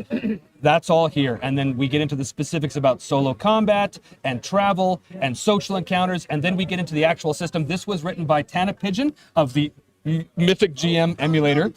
And with some advising principles by Sean Tompkin of Iron Sworn. This is a version of Mythic because that's my preferred system. I like Mythic the best, and so I said we're going to do a version of Mythic, but highly tailored towards the Broken Empires. I'm not going to get into all the details here, but those of you who know Mythic are going to know the basic gist of this. But we do get into some really interesting thing about NPC spell weavers and how to create them and how to create the freeform magical effects that your NPC spell weavers might have. That's cool. Yeah, it's pretty great. And then we get into the setting. So this is the last chapter in the book. This talks about the world, and this is my friend Ross was a massive contributor to this. We talk about the timeline of significant world events here. Is this just a 2-page spread? That's the perfect amount. Well, A there's more. 2-page spread. Oh, okay. As you can see, there's Angevard. It's Right. geography. Well, I and- meant on like a calendar. You're not hitting me Oh, with an I see. entire Yes. almanac of Yes. 70 No. pages of It's just a history. general Yeah, overview. yeah. I gotta have expansion products, man. Well, you yeah, know? of course. So we talk about geography and history, and we talk about recent events, the prison situation, rumors, and then there's always a little piece of in-world thing. Like this is a letter from Sherilyn Spiritbane to her friend talking about the origins of the Order of the Purifying Flame. So that's there. Then Anne Sharir, right? And again, there's this. So it's cool. It's a little bit of world building. Market Street is so good. looking. Yeah. That's great art. It's all good stuff, Anne Sharir. We get into the baronies here. There's also a little piece of the map, a zoom in on the map so you can see Right. where we're talking about. We talk about Drangia, Dunblane, which is like Ireland, Scotland kind of place. Hadravik, which is kind of your Viking-ish kind of joint. Hohenwald, which is, imagine if the Holy Roman Empire was a maritime power. That's them. The Ironlands, of course, this is from Sean Tompkins. I don't detail it, but as you can see down here, for further information on the Ironlands, see the Ironsworn RPG by Sean Tompkins. Because, it's his. But he gave me permission to put this in the book. Yeah, that's so really cool. That's funny. That's great. the deserted realm of Mountainhome, the dwarves, Old Vestria. This is like old Rome. As you can see, it's got kind of a Like a Venetian like canal. a Venetian canal Yeah. kind of feel to it. Some of the cities there, anyway. The Red Wastes, which is the desert outside of Anne Sharir. Saragoya, which is kind of your Mongolian influenced culture The area. Altai Mountains. Yep. Serpent's Teeth Islands. This is where season 3 was set. It's kind of the Pirates of the Caribbean type Right. setting here. The Shroud is the coolest thing ever. There's this giant place on the map where it was ripped from the world for thousands of years by an experiment gone wrong. It's now reappeared, and the mists around the Shroud are thinning. Slowly And so receding. now all of these adventurers are going, now what's in the Shroud? I have no idea. That's up to you. Okay. Oh, so was this like a fraying event? Did Maybe. something happen? Yeah, that yeah. Zapped the entire. Yeah, section it's all explained in here. Okay. But the rumors and the past and how it got to be. Southern Peninsula is so cool. It's deepest, darkest Brazil, basically, but haunted. The Amazon jungle. The Amazon basically? jungle, yeah, Okay. it's cool. The Westlands, this is my heart is. This is like England. And I wrote an excerpt from a play, and this is in mostly iambic pentameter, specifically because it's cool. written My by favorite. the playwright Whalum Catchstaff. Of Marford. William Shakespeare. Yep. Whalum Catchstaff. You see how clever I am? You see now, you want to buy the book? Iambic pentameter, kids, for real. Anyway, talk about this, talk about that. Tikal Dandala, which is like Spain. It's basically like the Spanish Empire. Going through here. Thessia is sort of a Saxon kind of place way in the north, where the ice is slowly creeping forward every year and starting to consume their lands. The Viksgrad is Russia. Look at all the guys impaled on the stakes. So cool. So cool. You know what you won't see here is a bunch of dwarves baking muffins. Oh my gosh. Anyway, moving on. All kinds of good stuff here. Then there's a small section about the principal organizations, at least 2 of them. And then a note about the elves, because everybody wants to know about the elves, so I talk about the elves here and their ancestor stones and such. And then we have finally the constellations in the sky and the calendar and the 5 feast days and the days of the 10 day and the months of the year and the various names they're known by. And then we get into Appendix A, which is the mass combat system, which is a very war-gamey kind of system that I've used for many years, and I've applied it to here. It's super fun, but it's 100% wargaming. It's like, get your stuff on the board and move wow. and flank Okay. and stuff like that. Great. Player characters in battle. That's example units for that. And then we get into the naval combat. I developed this in Season 3, and I just applied stuck it it to in this here? game, and it Okay. works really well. It's super fun. A little story about why there's gunpowder at sea but not on land. We had a good Ooh, Oh, yes, wait, yes. what's the TLDR on that? Would It's you say the rules kind of are similar to what I remember you playing? yes, I mean, very close. Yeah, Okay. very close. Basically, it's believed that Devona, the goddess, she gave gunpowder as a gift to mankind, but she's very fickle. So she said, because she's the goddess of the sea, she said, you can't use this on land.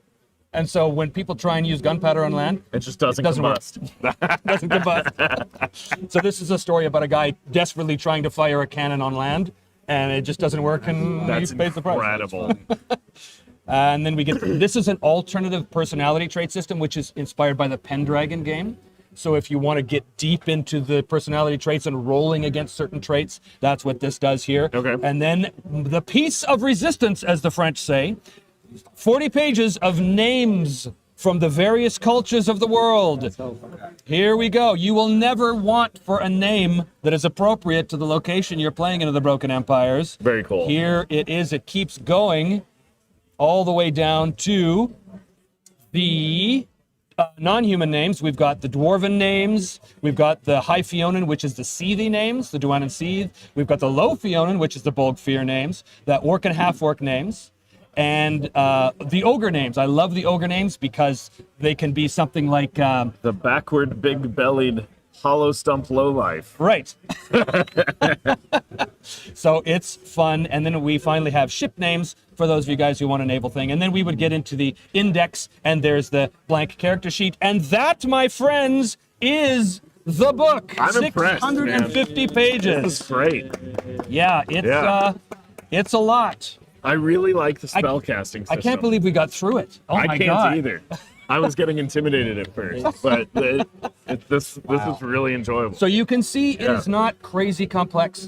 No, There's it's really not. There's just a lot of meat on the bone. Right. But it's not going to choke you. Yeah, but it's also all like really optional. You can just drop It's all the parts that Right. that you don't But want it's to deal also with. very modular in that even though it's 600 some pages, you're only dealing with a small sliver at any one time while Right. you're playing. Right. Oh, Exactly we're doing right. Combat. Well, Yeah, Exactly this. right. It's a Oh, little we're doing this journey. Well, that's this. right. It's a little like people know. who say, when they look at a player's handbook from D&D and they go, "Oh my God, how are you supposed to memorize all these spells?" Well, you don't. You don't Yeah. have to. You don't. only look at this. You reference the spells Right. that your And you- character and uses you at the don't moment. You might only be doing level 1 spell, but you don't even have to Exactly. focus on Exactly. just what you need right, Right. now. And so when people say, "Oh my God, 650 pages, how are you supposed to memorize all that?"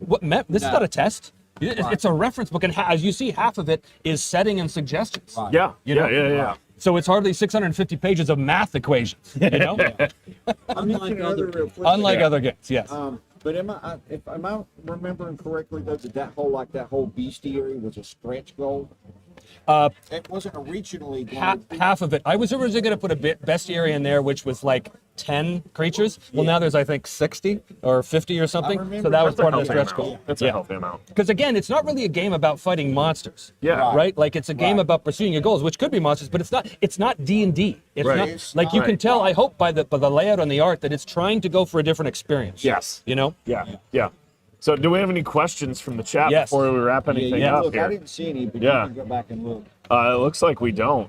Really? Yeah, everyone's just stoked for the Yeah, solo rules. The Southern Peninsula. Somebody from Brazil is very excited about Now, that. someone did ask a while back. I didn't answer. You can though. I know the answer. They were asking whether you were doing any demo games at Gen Con. Not at Gen Con this year because I'm not officially here. I didn't think I was even going to be here this year. It was a last minute thing, so I didn't get any why we're in a official. bar. That's why we're in a bar, exactly. So we have somebody asking where can they get their hands on it? Well, I'm glad you asked. If you go to www.thebrokenempiresrpg.com, which the link is, of course, we're scrolling across the screen right now, but it's also in the description below. You can still pre-order, but as I said at the beginning of this, the pre-order pricing, the Kickstarter pricing is only good till August 31st. After that, it goes to normal pricing. So, of course, it's going to go up like 1,000%. No, it's not going to go up 1,000%. But it is going to go up a little bit to accommodate inflation and market costs and all of that kind of stuff. So if you haven't got it and you are interested, Go to the store now. You can lock in at that pricing until August 31st. We also are asking about an ETA on when they will get the PDF. Sure. If you're a So, backer. so we're, as you can see, we're very, very close right now. You are, But yeah. what we're doing right now, we're still finishing the final index, and we're going over it to make sure we didn't, like, there's a couple mistakes Right. with just stuff. When you put a thing together, oh, we missed that layer on that. We've got to go back and click that on, stuff like that. But we're spending the next week or so going over that because we want to get it right. We don't want to miss anything. And then we have to hyperlink still because Oh, yeah. that's gonna, that's a That'll thing. take a while. Yeah. That's fiddly. That's fiddly. Yeah. work. So we might release a version of the PDF that does not have a hyperlink, but I don't know. I'm not sure about that. We're still in discussion about that. But it'll be it's definitely August. I mean, if I had my druthers, I'd be releasing it right now, but I can't. But it will be soon. And then our physical delivery, we're hoping by Christmas, but realistically January, February.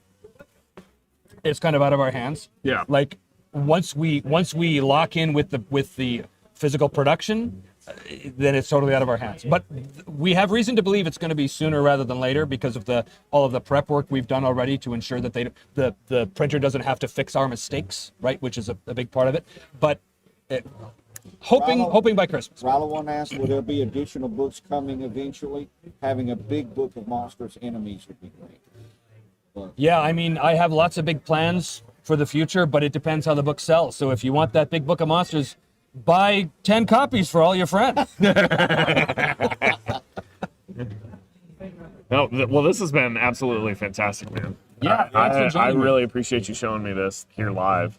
And it's kind of wild to see like a 2-year anniversary of the initial conversation we had. I really appreciate it. Well, you were a big help when we were marketing this thing because many people from your channel That's awesome. signed up and joined. So thanks for coming full circle. Absolutely. Yeah. Cool. Yeah. All right, that's it for us. Thanks for joining. Thanks to our studio audience here. Yeah. Thank you very much. Yeah. And don't forget to go buy the Broken Empires RPG.